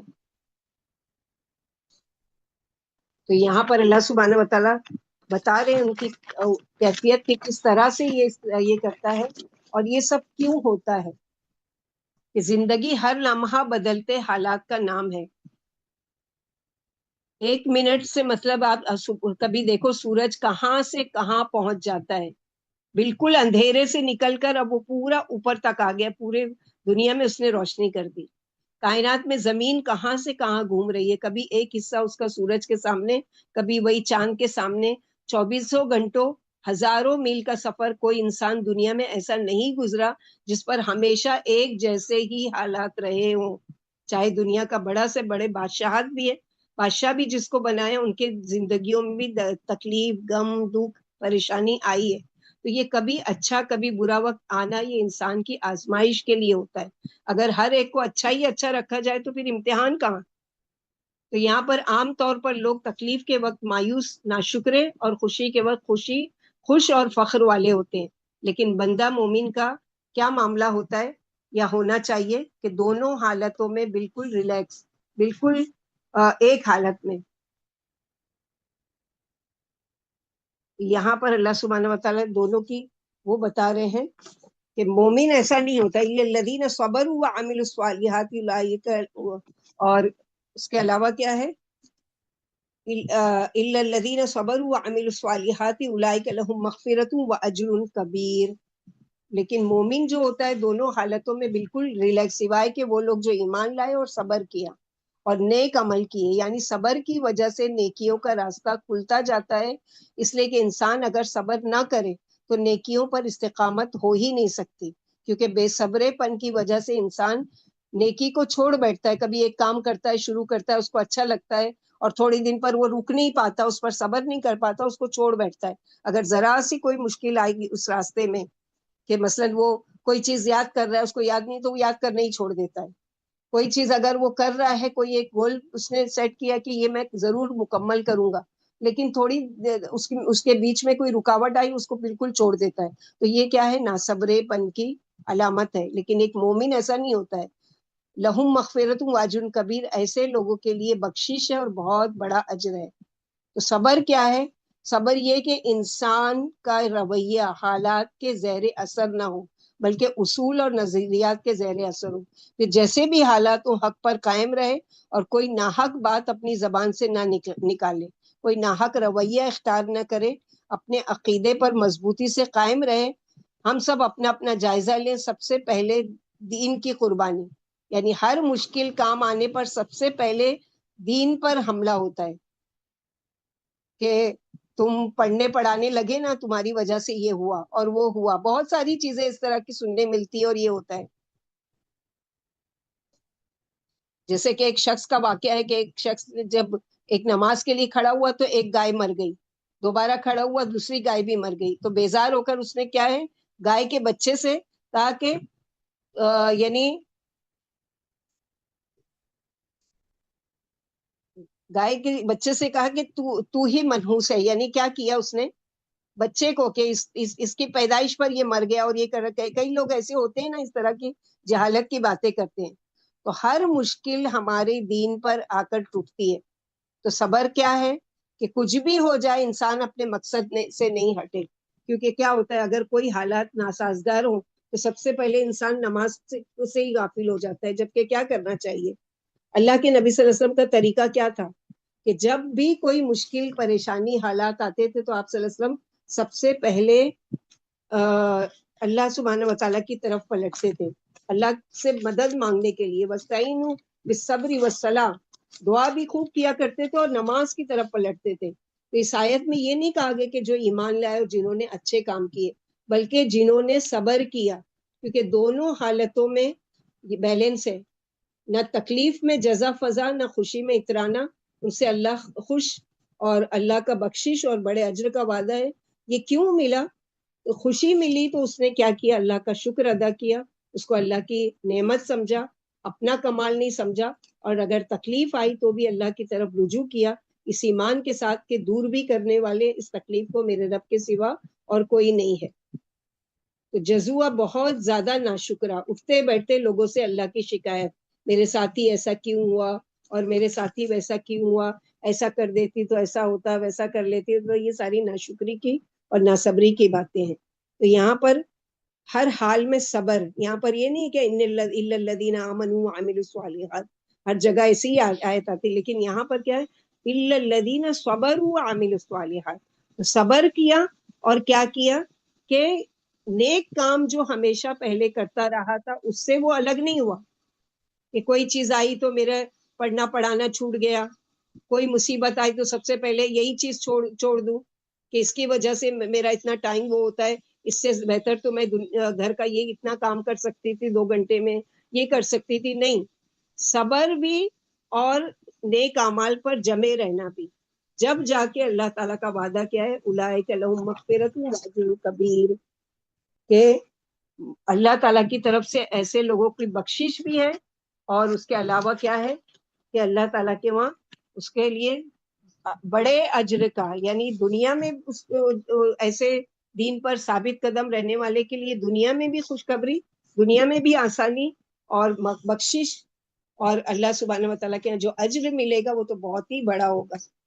تو یہاں پر یہی بتایا گیا، جیسے کہ سورہ قلم میں ہم لوگ پڑھتے ہیں نا کہ اللہ سبحانہ و تعالیٰ وہاں پر کیا ذکر کیا کہ ہم کو امید ہے کہ اللہ تعالیٰ ہم کو اس سے بہتر دیں گے، یعنی ایک مومن کیا ہے کہ اگر دنیا میں اس کو کوئی بھی تکلیف، کوئی تنگی، کوئی پریشانی، کوئی مصیبت آتی ہے تو وہ کیا کہتا ہے؟ کوئی بات نہیں، اگر یہاں پر میں نے تکلیف اٹھائی، یہاں پر مجھے راحت نہیں ملی، یہاں پر آرام نہیں ملا، تو کیا ہوا؟ اللہ تعالیٰ سے مجھے امید ہے کہ اللہ تعالیٰ کیا مجھے اس سے بہتر ملے گا، یعنی عسیٰ ربنا ان یبدلنا، سورہ قلم آیت نمبر 32 میں، کہ عسیٰ ربنا ان یبدلنا خیرا منہا انا الی ربنا راغبون، کہ بے شک ہم اللہ کی طرف پلٹنے والے ہیں، اور ہم کو اللہ تعالیٰ اگر یہ نقصان ہمارا کوئی ہو گیا ہے تو اللہ سے امید ہے کہ اللہ تعالیٰ اس سے بہتر دیں گے۔ تو بہتر خالی آخرت کا وعدہ نہیں ہے کہ آخرت میں ہی بہتر ملے گا اور دنیا میں بہتر نہیں، لیکن نہیں، دنیا میں بھی اللہ تعالیٰ بہت ساری بہتری، کبھی بھی کسی کے حال دیکھو ایک جیسے نہیں رہتے، کوئی بہت زیادہ مشکل تنگی پریشانی تکلیف میں تھا اور اللہ تعالیٰ نے اس کو اس کے دن بدل دیے، اب وہ کہاں سے کہاں پہنچ گیا۔ اسی طرح کچھ ایسے ہیں کہ جو اترانے والے، وہ کرنے والے، اللہ تعالیٰ نے ان کو سزا کے طور پر یا ان کی آزمائش کے طور پر ان سے وہ چیز چھین لی، اب وہ کیا ہے کہ وہ سڑک پر آ گئے۔ تو یہ کیا چیزیں ہیں کہ ان مع العسر یسرا فان مع العسر یسرا، اور سورہ آل عمران میں اللہ تعالیٰ نے فرمایا تلک الایام نداولها بین الناس، یہ دن جو ہے ہم لوگوں میں بدلتے رہتے ہیں تاکہ ہمارا بیلنس قائم رہے، اگر ہمیشہ ہی نعمت ملتا رہے تو ہم ناشکرے بن جائیں، اور اگر ہمیشہ ہی تکلیف ہو رہے تو ہم ناصبرے بن جائیں۔ تو اللہ تعالیٰ نے بیلنس رکھا ہے کہ ہر ایک کے ساتھ لگائے، تو کبھی بھی یہ نہیں سوچے کہ میرے ہی ساتھ کیوں نہیں، یہ سوچے کہ اللہ تعالیٰ نے سب کے ساتھ لگایا ہے، اور جب بھی کوئی تنگی، تکلیف، پریشانی، مصیبت آئے تو ناشکری کرنے کی بجائے یہ کہیں کہ بہت سے ایسے ہیں جو مجھ سے بھی زیادہ بہت مصیبت میں، بہت زیادہ اذیت میں ہے، کسی کا اگر ظلم سہ رہے تو اس سے زیادہ کوئی ظلم سہنے والے ہیں، کوئی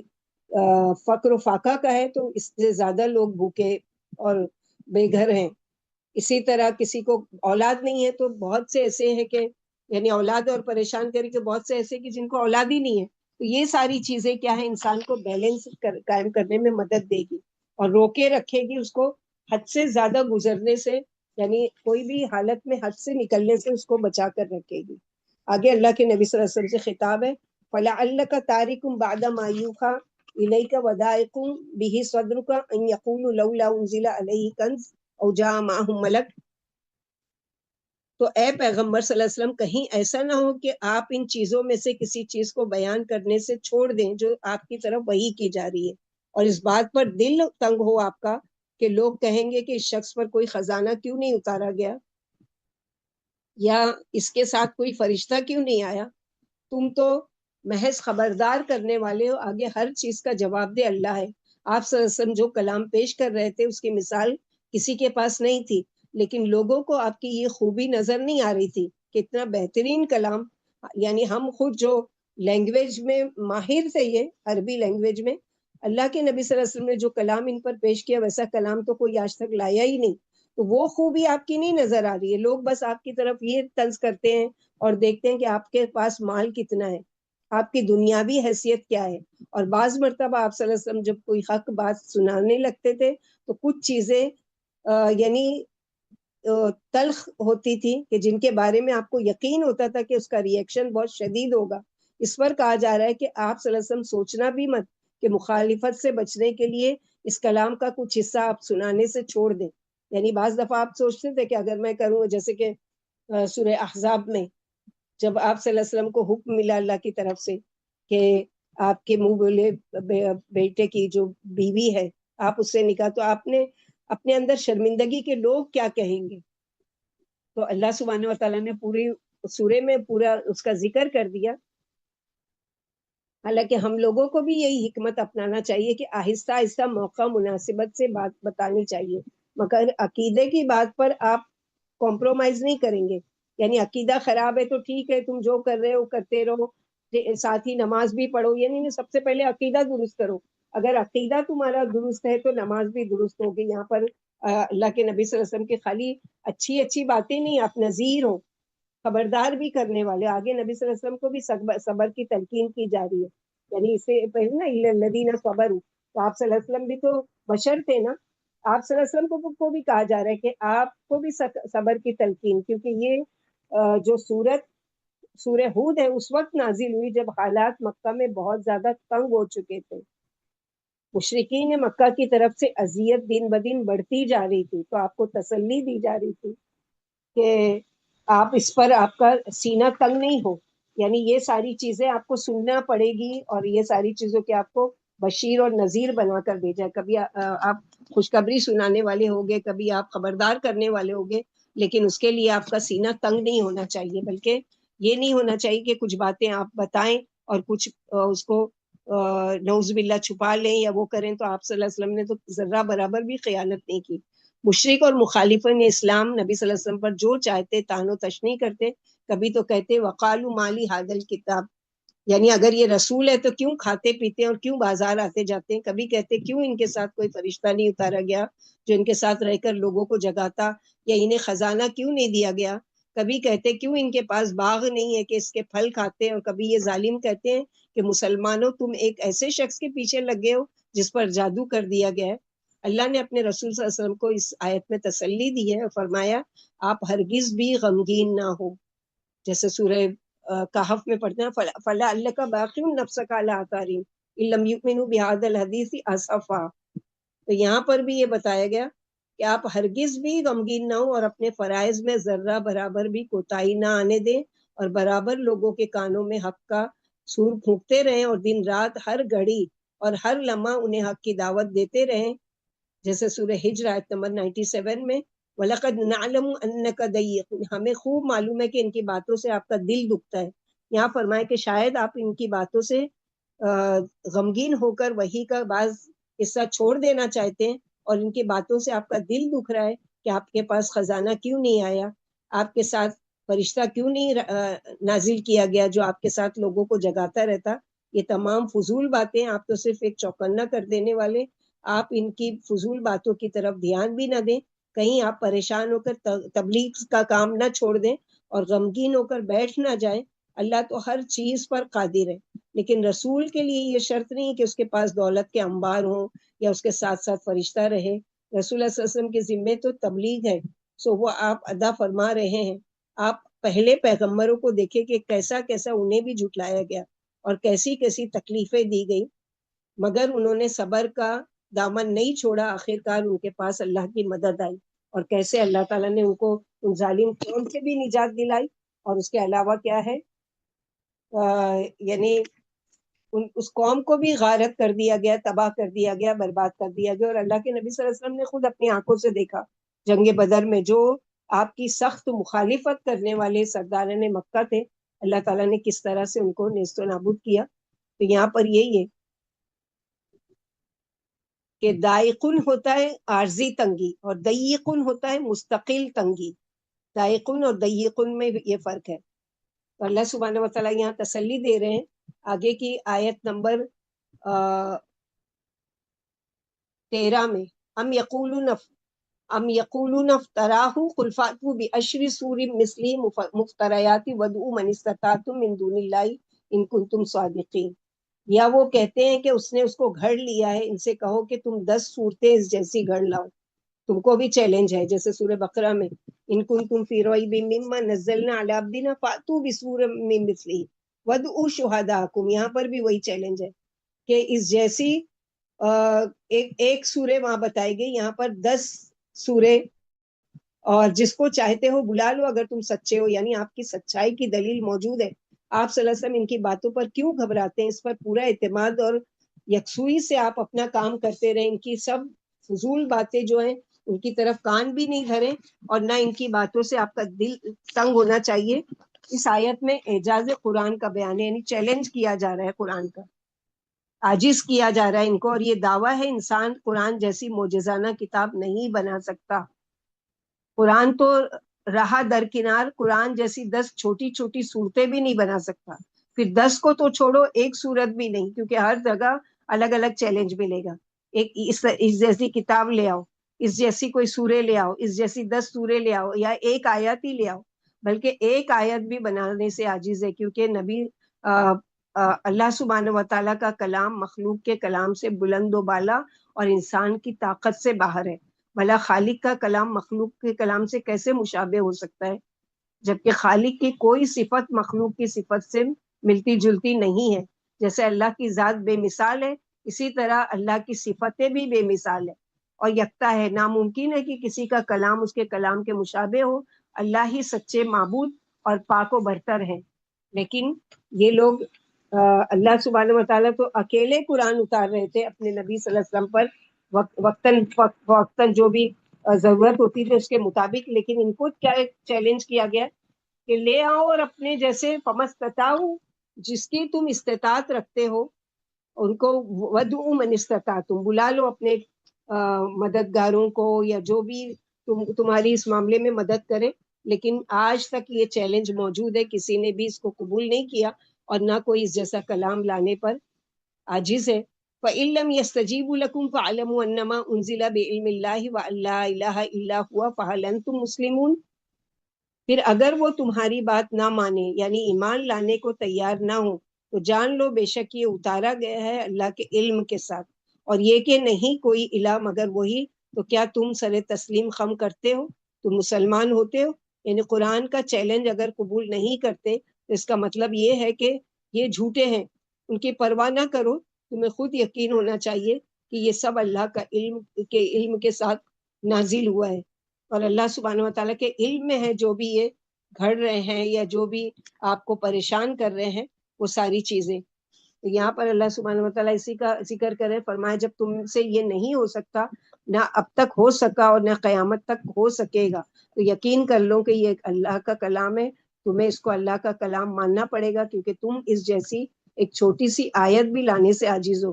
قرآن اللہ ہی نے آسمان سے اتارا ہے، اس میں اللہ کا علم ہے، اسی کے احکام ہے، اور وہ باتیں ہیں جن سے اس نے تم کو روکا ہے. لہٰذا اس پر ایمان لاؤ اور اس پختہ عقیدے کو مان لو کہ اللہ کے سوا کوئی بھی حقدار عبادت نہیں. لہٰذا آؤ ہم سب اللہ کے فرما بردار بندے بن کر اس کے دین کی نشر و اشاعت کریں اور اس کی روحانی نعمت کو عام کرے.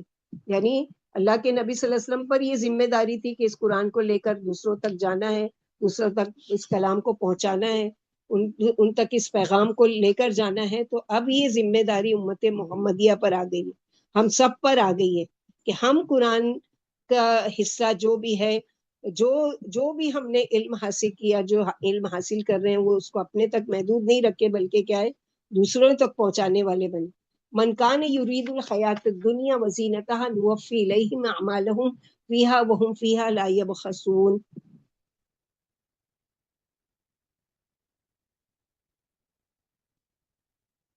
جو کوئی دنیا کی زندگی چاہتا ہے اور اس کی زینت ہم پورے دے دیں گے ان کو, ان کے اعمال اس میں, اور وہ اس میں کمی نہیں کیے جائیں گے. یہ سورت مکی ہے اور اہل عرب قریش کے سردار خانہ کعبہ کے مجاور تھے, اور خانہ کعبہ کی تولیت کی وجہ سے ان کی بڑی عزت, بڑی ٹھاٹھ تھی. پورے عرب سے ان کے لیے نذرانے آتے تھے اور یہ جواباً حاجیوں کی خدمت کرتے تھے, ان کو ستو اور پانی پلایا کرتے تھے. یہ اپنے آپ کو بڑی چیز سمجھتے تھے کہ اگر ہم غلط ہوتے تو اللہ تعالیٰ ہم کو اتنی عزت, اتنا آنر کیوں دیتے, اور ہم کو حاجیوں کا خدمت کا موقع کیوں دیتے. کیونکہ جگہ جگہ سے قافلے ان کے شہر مکہ میں آتے تھے اور حج کرتے اور عمرہ کرتے, تو اس کی وجہ سے ان کی ایک خاص شان و شوکت تھی. یعنی اپنے کہ یہ سارے لوگ ہمارے طرف آتے ہیں, ہمارے شہروں میں آتے ہیں اور کعبے کا طواف کرتے ہیں. تو یہ دین کے نام پر صرف دنیا داری چمکانا چاہتے تھے. ان کو صرف وہی دین پسند تھا جس میں ان کا فائدہ ہو. اب ان کا فائدہ ہوتا تھا, لوگ دور دور سے آتے تھے حج کرنے کے لیے, عمرہ کرنے کے لیے, بزنس ان کا بڑھتا تھا اور یہ ساری چیزیں, اور اس کے بدلے میں ان کو کچھ خرچ نہیں کرنا پڑتا تھا, کچھ دینا نہیں پڑتا تھا. تو یہاں وہی فرمایا جا رہا ہے کہ ان کے اس مانگنے پر ہم ان کو پورا بدلہ دنیا میں ہی دے دیں گے, لیکن آخرت میں ان کے لیے کچھ بھی نہیں ہے. کیونکہ ان لوگوں کے لیے کیا ہے کہ محض دنیا کے چاہنے والوں کے لیے آخرت میں کوئی حصہ نہیں ہے. جیسے سورہ بقرہ میں پڑھ چکے کہ اگر جو کہتا ہے ربنا آتینا فی الدنیا وما لہ فی الآخرۃ من خلاق, اگر دنیا جو چاہتا ہے اس کو دنیا میں تو سب کچھ مل جائے گا, لیکن آخرت میں اس کا کوئی بھی حصہ نہیں ہوگا. تو ابن عباس رضی اللہ عنہ فرماتے ریاکاروں کو دنیا میں ہی ان کی نیکیوں کا بدلہ مل جاتا ہے, ان کے عملوں میں ذرا برابر بھی کمی نہیں کی جاتی. جو شخص نماز یا روزہ یا تہجد ریاکارانہ ادا کرتا ہے اسے اس کا صلہ دنیا میں ہی مل جاتا ہے اور آخرت میں خالی ہاتھ رہتا ہے. جیسے سورہ اسراء آیت نمبر 18, 19, 20 میں من کان یرید الآخرۃ, جو شخص دنیا پر فریفتہ ہے ہم جلد ہی دنیا میں جس کو جس قدر چاہے دے دیتے, پھر اس کے لیے جہنم مقرر کر دیتے جس میں وہ ذلیل ہو کر داخل ہوگا. البتہ جو آخرت کا شوقین ہے, جو آخرت کی کوشش کرتا ہے اور آخرت کے لیے پوری کوشش بھی کرتا رہتا ہے اور ہے بھی ایمان والا, تو ایسے شخص کی کوششوں کی قدر کی جائے گی. ہم آپ کے رب کی نعمتوں سے ان کے بھی امداد کرتے رہتے ہیں, اور ان کی بھی اور آپ کے رب کی بخشش کسی سے رکی ہوئی نہیں ہے. سورہ شورى آیت نمبر 20 میں اللہ تعالیٰ نے فرمایا من کان یرید حرث الآخرۃ, جس کا رجحان آخرت کی کھیتی کی طرف ہے ہم خود بخود اس کی کھیتی میں برکت عطا کرتے ہیں, اور جو دنیا کی کھیتی کا ارادہ کرتا ہے ہم اسے دنیا سے کچھ دے دیتے لیکن آخرت میں اس کا کوئی حصہ نہیں ہے.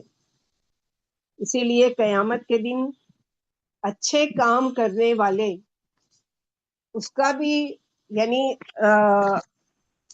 اجر ضائع کر دیا جائے گا, بلکہ نہ صرف ضائع کیا جائے گا بلکہ ان سے ہی جہنم کی آگ کو بھڑکایا جائے گا.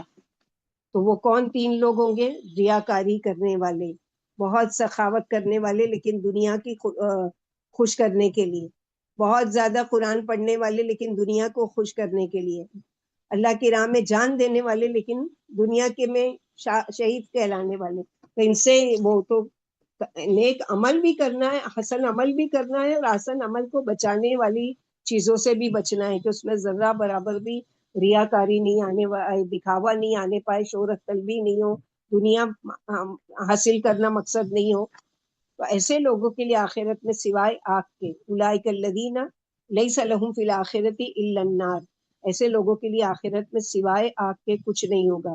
جو دین کے نام پر بھی دنیا بنانے کی فکر میں ہوں, ان کا انجام اور وہ سب کچھ ضائع ہو جائے گا جو بھی یہ کریں گے نیکی سمجھ کر, اور اب ان کا سارا کیا دھرا محض باطل ہے.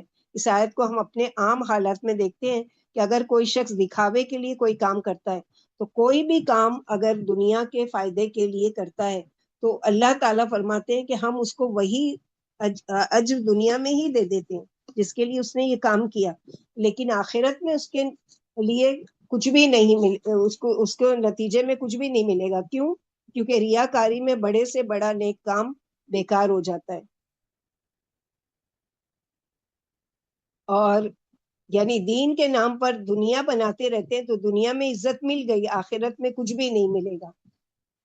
کیونکہ جیسے کہ بعض لوگوں کا یہ خیال ہوتا ہے اس طرح کا کہ ہم یعنی یہ بھی کر لیں اور وہ بھی کر لیں، ہم کو یہ بھی فائدہ ہو جائے اور وہ فائدہ ہو جائے، تو دنیا کا تو تھوڑا بہت فائدہ مل جائے گا، جیسے کہ ایک کام جس کی وجہ سے دنیا میں ان کو اجر مل گیا، آخرت میں نہیں، وہ ریاکاری کا اور دوسرے کے شرک کا۔ ہم بہت سے ایسے دیکھتے ہیں کہ اللہ کے ساتھ شرک بھی کر رہے ہیں لیکن دنیا بھی بہت ملی ہوئی ہے، ان کو بہت پھل پھول رہے ہیں، بہت زیادہ عیش و عشرت سے رہ رہے ہیں، تو یہ کیا ہو رہا ہے ان کے ساتھ؟ یہ ان کو دنیا میں ہی بھی ان کا بدلہ دے دیا جا رہا ہے۔ اگر وہ تھوڑا بہت جو چیریٹی کرتے ہیں اس کی وجہ سے ان کے مال میں برکت اور وہ ساری چیزیں، لیکن آخرت میں ان کا کچھ حصہ نہیں۔ کیوں؟ کیونکہ ان کے پاس نیک اعمال تھے لیکن ایمان نہیں تھا، دوسرے یہ کہ ایمان تھا لیکن ریاکاری کرتے تھے۔ تو یہ دونوں ہی چیزیں حبیطت اعمالهم فی الدنیا والآخرہ، کہ ضائع ہو جانے والے عمل میں سے۔ اللہ سبحانہ وتعالیٰ یہاں پر یہ بتا رہے ہیں، پھر آگے فرمائے افمن کان علی بینۃ من ربہ ویتلوہ شاہد منہ ومن قبلہ کتاب موسیٰ اماما ورحمہ، کیا بھلا وہ شخص جو اپنے رب کی طرف سے ایک دلیل پر ہو، فطرت پر ہو، اور پیچھے آتا ہے اس پر ایک گواہ اللہ کی طرف سے۔ یہ کون آتا ہے؟ جبریل علیہ السلام۔ ومن قبلہ، اور اس سے پہلے یعنی اس قرآن سے پہلے موسیٰ علیہ السلام کی کتاب بھی آ چکی ہے جو رہنما ہے اور رحمت ہے، اور آج بھی دنیا میں کسی نہ کسی شکل میں موجود ہے۔ اولئک یؤمنون بہ، یہی لوگ ہیں اس پر ایمان لائیں گے، اور گروہوں میں سے جو اس کا انکار کرے گا تو آگ اس کا ٹھکانہ ہوگی۔ بس آپ صلی اللہ علیہ وسلم اس کی طرف سے کسی شک میں نہ پڑے، بے شک یہ حق ہے تیرے رب کی طرف سے ہے، اور لیکن اکثر لوگ مانتے نہیں۔ جیسے کہ حدیث میں آتا ہے کہ ہر بچہ دین فطرت پر پیدا ہوتا ہے، پھر اس کے ماں باپ اس کو مجوسی، نصارہ یا یہودی بناتے ہیں۔ تو بنیادی طور پر ہر مسلمان پیدا ہوتا ہے، یعنی ہر بچہ دنیا میں جو بھی آتا ہے وہ مسلمان ہوتا ہے۔ جیسے درخت، ہر پہاڑ، ہر چیز اللہ کی فرما بردار ہے، لیکن انسان کو جو اپنی مرضی دی گئی ہے اور وہ اس کو استعمال غلط یا صحیح میں کرتا ہے۔ تو یہاں جو اللہ کے نبی صلی اللہ علیہ وسلم کو کہا گیا شاہد سے مراد قرآن یا پیغمبر، یعنی فطرت کو سہارا ملا کتاب سے یا پیغمبر، اور ہدایت کے لیے دو چیزیں جمع ہو گئی۔ اب جس نے ان چیزوں کے ذریعے مدد مل گئی اور ایمان کا راستہ آسان ہو گیا، لیکن کچھ لوگوں نے ان سب چیزوں کو نظر انداز کر کے کفر کیا، اور انجام ظاہر ہے کہ دونوں کا برابر نہیں ہو سکتا۔ جیسا ان لوگوں نے عمل کیا اس کے مطابق ان کو اللہ تعالیٰ اس کا بدلہ دیں گے۔ تو علی بینۃ یعنی فطرت پر ہر ایک پیدا ہوتا ہے، اور شاہد سے مراد محمد صلی اللہ علیہ وسلم ہے۔ تو یہاں مراد ہے، شاہد سے مراد اللہ کی اتاری ہوئی پاکیزہ شریعتیں ہیں جو اپنی اپنی جگہ کامل ہے، اور آخر میں ایک عظیم شریعت محمدیہ پر ختم ہو جاتی ہے۔ نیز شاہد سے جبریل علیہ السلام بھی مراد ہے، کیونکہ آپ ہی انبیاء کے پاس اللہ کے پاس سے شریعتیں لانے والے ہیں۔ اسی طرح شاہد سے محمد صلی اللہ علیہ وسلم بھی مراد ہے، کیونکہ پہلے تو اللہ کی شریعت جبریل علیہ السلام لائے، اور آپ کے ذریعے سے محمد صلی اللہ علیہ وسلم نبی صلی اللہ علیہ وسلم لائے اس شریعت کو۔ پھر فرمایا کہ اکثر لوگ ایمان سے محروم رہتے ہیں، جیسے کہ سورہ یوسف آیت نمبر 103 میں، وما اکثر الناس، اکثر لوگ ایمان لانے والے نہیں، اگرچہ آپ کو ان کے ایمان کی آرزو ہی کیوں نہ ہو۔ وَإِن تُطِعْ أَكْثَرَ، اگر آپ دنیا کی اکثریت کی رائے مانیں گے تو وہ آپ کو اللہ کی راہ سے گمراہ کر دیں گے۔ وَلَقَدْ صَدَّقَ عَلَيْهِمْ، سورہ سبا آیت نمبر 20، ان کے بارے میں شیطان نے اپنا گمان سچ کر دکھایا، اور ایمان والوں کی ایک جماعت کے سوا سارے شیطان کے پیروکار بن گئے۔ یعنی ایمان والے جو تھے ان لوگوں نے مان لیا، باقی کے سب نے کیا کیا؟ اس کا انکار کر دیا اور اس کو نہیں مانا۔ اور اللہ سبحانہ وتعالیٰ یہاں پر ان کا وہ ذکر کر رہے ہیں، اولئک یؤمنون بہ ومن یکفر بہ من الاحزاب فالنار موعدہ فلا تک فی میرۃ منہ انہ الحق۔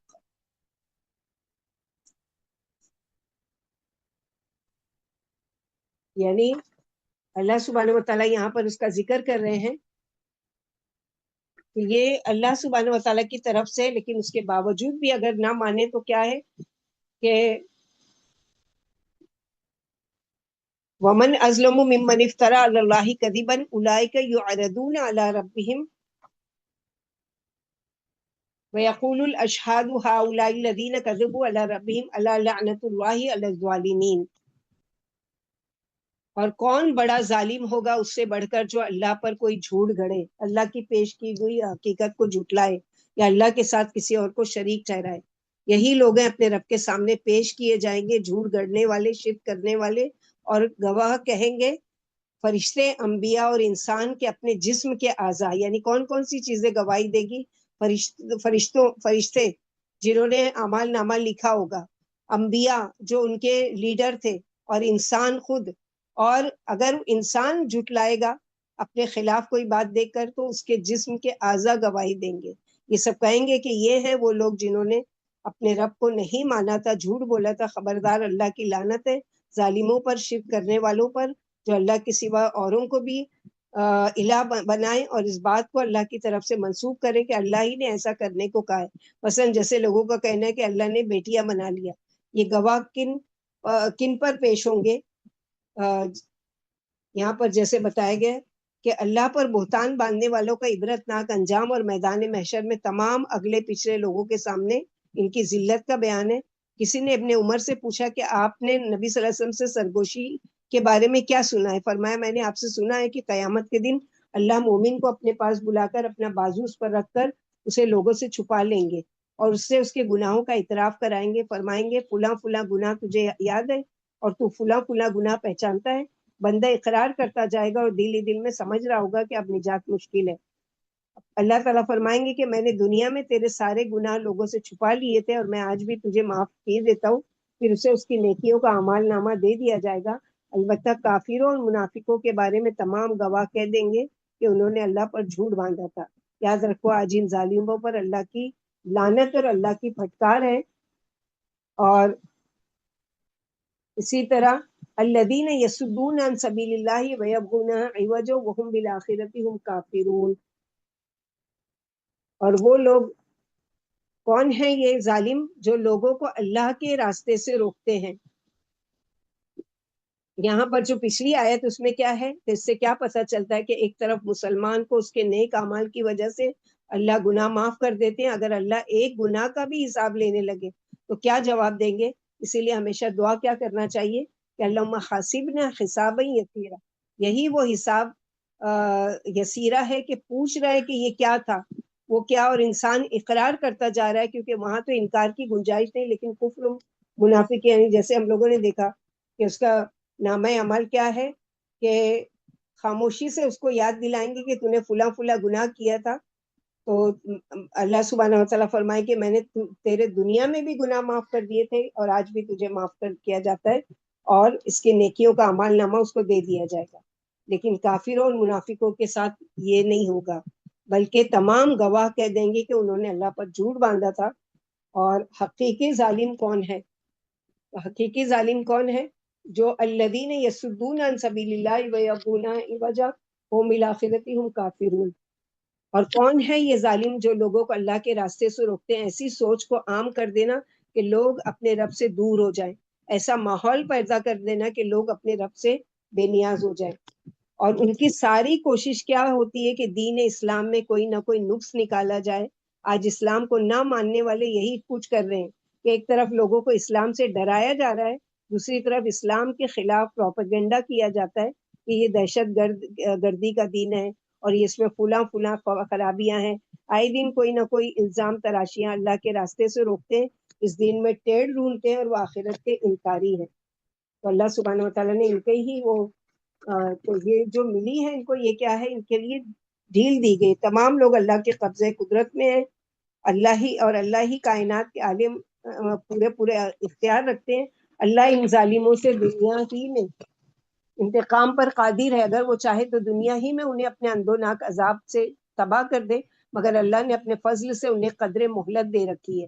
جیسے سورہ ابراہیم آیت نمبر 42-43 میں کہ انما یؤخرہم، اللہ اس دن کے لیے ان سے عذاب موقوف رکھتے ہیں، جس دن آنکھیں چڑھ جائیں گی، لوگ سر اٹھائے دوڑ رہے ہوں گے، ان کی نگاہ ان کی طرف لوٹ کر نہیں آ رہی ہوگی، اور ان کے دل ہوا کی طرح دھڑک رہے ہوں گے۔ نبی صلی اللہ علیہ وسلم نے فرمایا اللہ ظالم کو مہلت دیتے رہتے ہیں، لیکن جب اسے پکڑتے ہیں تو پھر نہیں چھوڑتے۔ پھر فرمایا اللہ کے عذاب سے انہیں کوئی چھڑانے والا نہیں ہوگا، اور ان کے عذاب میں روز بروز اضافہ ہی ہوتا رہے گا، کیونکہ اللہ نے انہیں کان، آنکھیں، دل بخشے تھے، لیکن ان ظالموں نے اللہ کی مفت میں دی ہوئی ان قوتوں سے فائدہ نہیں اٹھایا، اور حق سننے سے بہرے اور دیکھنے سے اندھے بن گئے، اور دلوں کو گندگیوں سے پاٹ لیا۔ چنانچہ جب یہ جہنم میں دھکیلے جائیں گے تو خود ہی کہیں گے لو کننا نسمع ونعقل ما کننا فی اصحاب السعیر۔ تو اللہ تعالیٰ یہاں پر ان کی اس کا جواب دے رہے ہیں، اولئک لم یکونوا معجزین فی الارض وما کان لهم من دون اللہ من اولیاء یضاعف لهم العذاب ما كانوا يستطيعون السمع وما كانوا يبصرون۔ یہی وہ لوگ ہیں جنہوں نے کیا کیا کہ لیکن ان کی ساری کوششوں کے اور قوت کے باوجود یہ اس قابل نہیں کہ اللہ کے اس کلام کو، اس کے دین کو دنیا میں عاجز کر دے یا اللہ کو بے بس کر دے، اور اللہ ان کے لیے ان کے مقابلے میں کوئی مددگار بھی نہیں۔ یعنی مسلمان ہر سو باتیں یعنی مسلمان پر 100 باتیں کر سکتے، لیکن اللہ کے اس دین کو مٹا نہیں سکتے، جیسے پیچھے پڑ چکے یرید ان یطفئ نور اللہ واللہ یتم نورہ، وہ چاہتے کہ اللہ کے نور کو بجھا دیں، حالانکہ اللہ اپنے نور کو پورا کر کے رہیں گے۔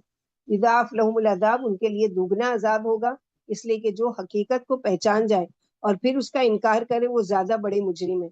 وما كانوا يستطيعون السمع، اور وہ سننا بھی نہیں چاہتے تھے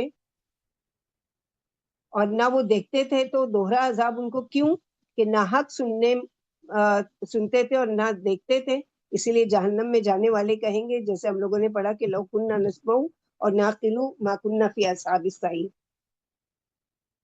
تو ان کو چھوڑے، آج ہمارے مسلمان کو دیکھیے کہ دین کی بات سننا بھی گوارا نہیں کرتے، دین کی مجلس میں جانا بھی گوارا نہیں کرتے، یعنی اس کو کوئی اہمیت ہی نہیں دیتے۔ تو یہاں پر اللہ سبحانہ و تعالیٰ ان کو کہ اس جرم کا وہ بتا رہے ہیں کہ اولئک الذین خسروا انفسهم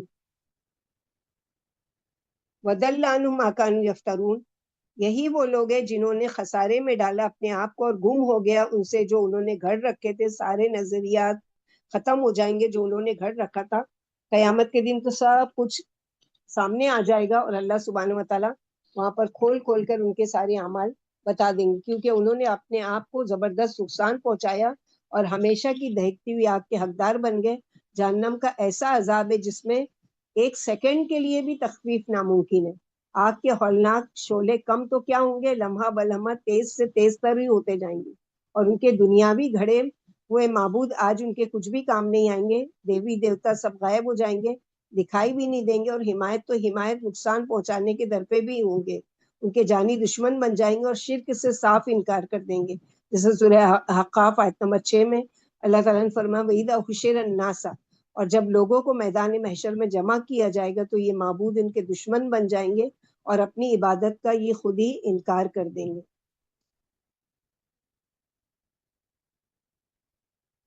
یقین مانو قیامت کے دن ان الذین آمنوا وعملوا الصالحات واخبتوا الی ربہم اولئک اصحاب الجنۃ هم فیہا خالدون، یقین مانو قیامت کے دن یہی لوگ سب سے زیادہ نقصان اٹھانے والے ہوں گے، جنت کے بدلے ان کے لیے جہنم کے گھڑے ہوں گے۔ کون ہے جو لا جرم انہم فی الاخرۃ هم الاخسرون، یہ ان کی کوالٹی بتائی جا رہی ہے۔ جنت کے باہروں کے عوض جہنم میں سخت کھولتا ہوا پانی ملے گا، کھانے کو جنتی نعمتوں کے بدلے لہو اور پیپ ملے گا، بلند و بالا محلوں کے بدلے دوزخ کی تنگ و تاریک کوٹریاں ملیں گی، اللہم احفظنا منہم اللہم لا تجلنا منہم، اور دیدار کے بجائے سزا و غضب کے حقدار ہوں گے۔ بھلا قیامت کے دن ان کے انتہائی خسارے میں کچھ کلام ہو سکتا ہے، یعنی کوئی بات کی جا سکتی ہے، اس کے اپوزٹ کون ہے؟ ان الذین آمنوا وعملوا الصالحات، بے شک وہ لوگ جو ایمان لائے اور جنہوں نے اچھے کام کیے اور اپنے رب کی طرف جھک گئے، عاجزی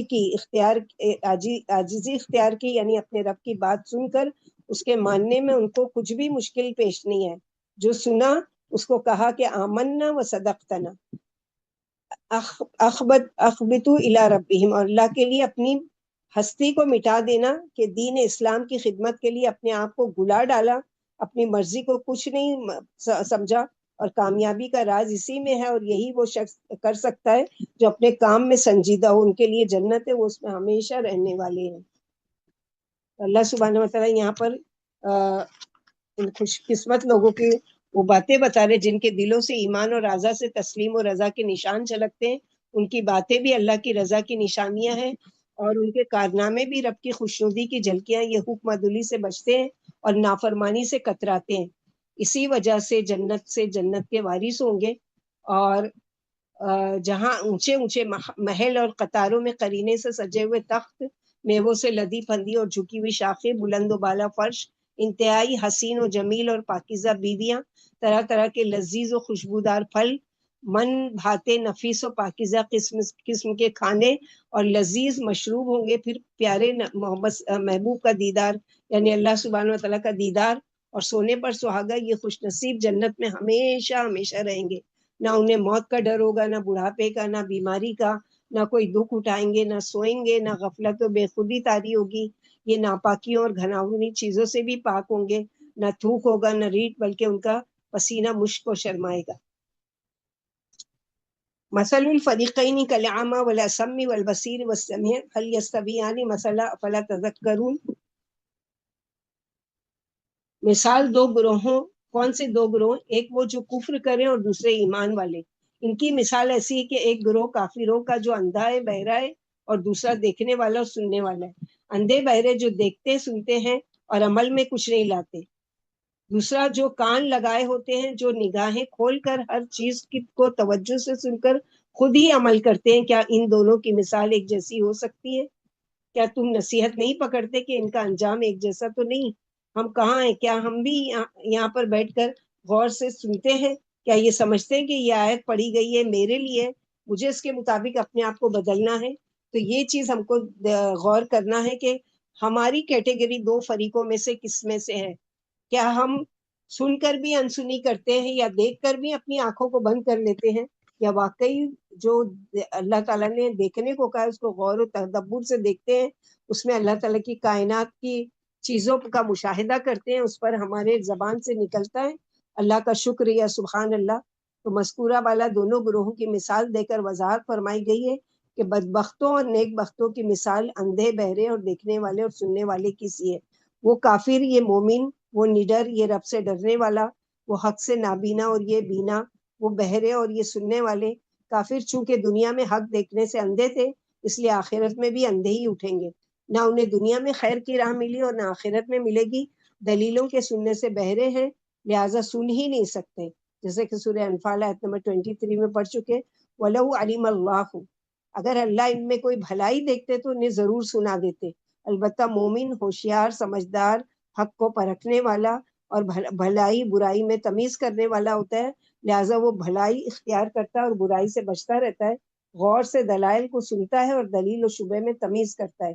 اسی وجہ سے اس پر باطل کا داؤ نہیں چلتا، دونوں میں آسمان و زمین کا فرق ہے، پھر بھی لوگ ان دونوں گروہوں میں فرق نہیں کرتے۔ یعنی دنیا میں جاہل سے جاہل انسان ہے، اگر اس کو کوئی آپ اس کے جسم کو نقصان پہنچانے والی، یا اس کے زبان کو خراب کرنے والی، یا اس کے مال کو خراب کرنے والی چیزیں آپ اس کو دو گے، یعنی مثلا کوئی ہے اور دکان ہے اس کی بھری پوری برے مال سے، آپ اس کے ہاتھ میں ایک لکڑی کا جلتا ہوا ٹکڑا دے دو کہ یہ لو اور دکان کو جلا دو، کیا وہ پاگل سے پاگل انسان بھی ہوگا اس طرح کی حرکت کرے گا؟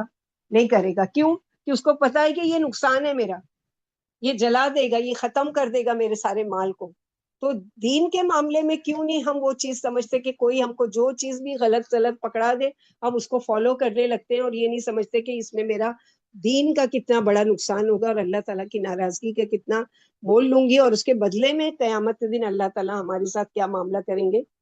تو اللہ تعالیٰ سے دعا ہے کہ اللہ تعالیٰ ہم لوگوں کو کہنے سننے سے زیادہ عمل والا بنائے۔ اللہ تعالیٰ ہم کو غور سے سننے والا، غور سے دیکھنے والا اور اس کو سمجھنے والا، اس پر عمل کرنے والا بنائے، اور اس طرح کی زندگی سے ہم کو پرہیز کرنے کی توفیق عطا فرمائے کہ ہم اس دنیا میں رہتے ہوئے اندھے بہرے گونگے بن کر زندگی گزارے، اور آخرت میں پھر اخسرون میں سے نہ ہو، یعنی بہت زیادہ خسارہ پانے والے۔ اللهم لا تجعلنا منهم. ربنا تقبل منا إنك أنت السميع العليم وتب علينا إنك أنت التواب الرحيم. سبحان ربك رب العزة عما يصفون وسلام على المرسلين والحمد لله رب العالمين. سبحانك اللهم وبحمدك أشهد أن لا إله إلا أنت أستغفرك وأتوب إليك. السلام علیکم ورحمۃ اللہ وبرکاتہ.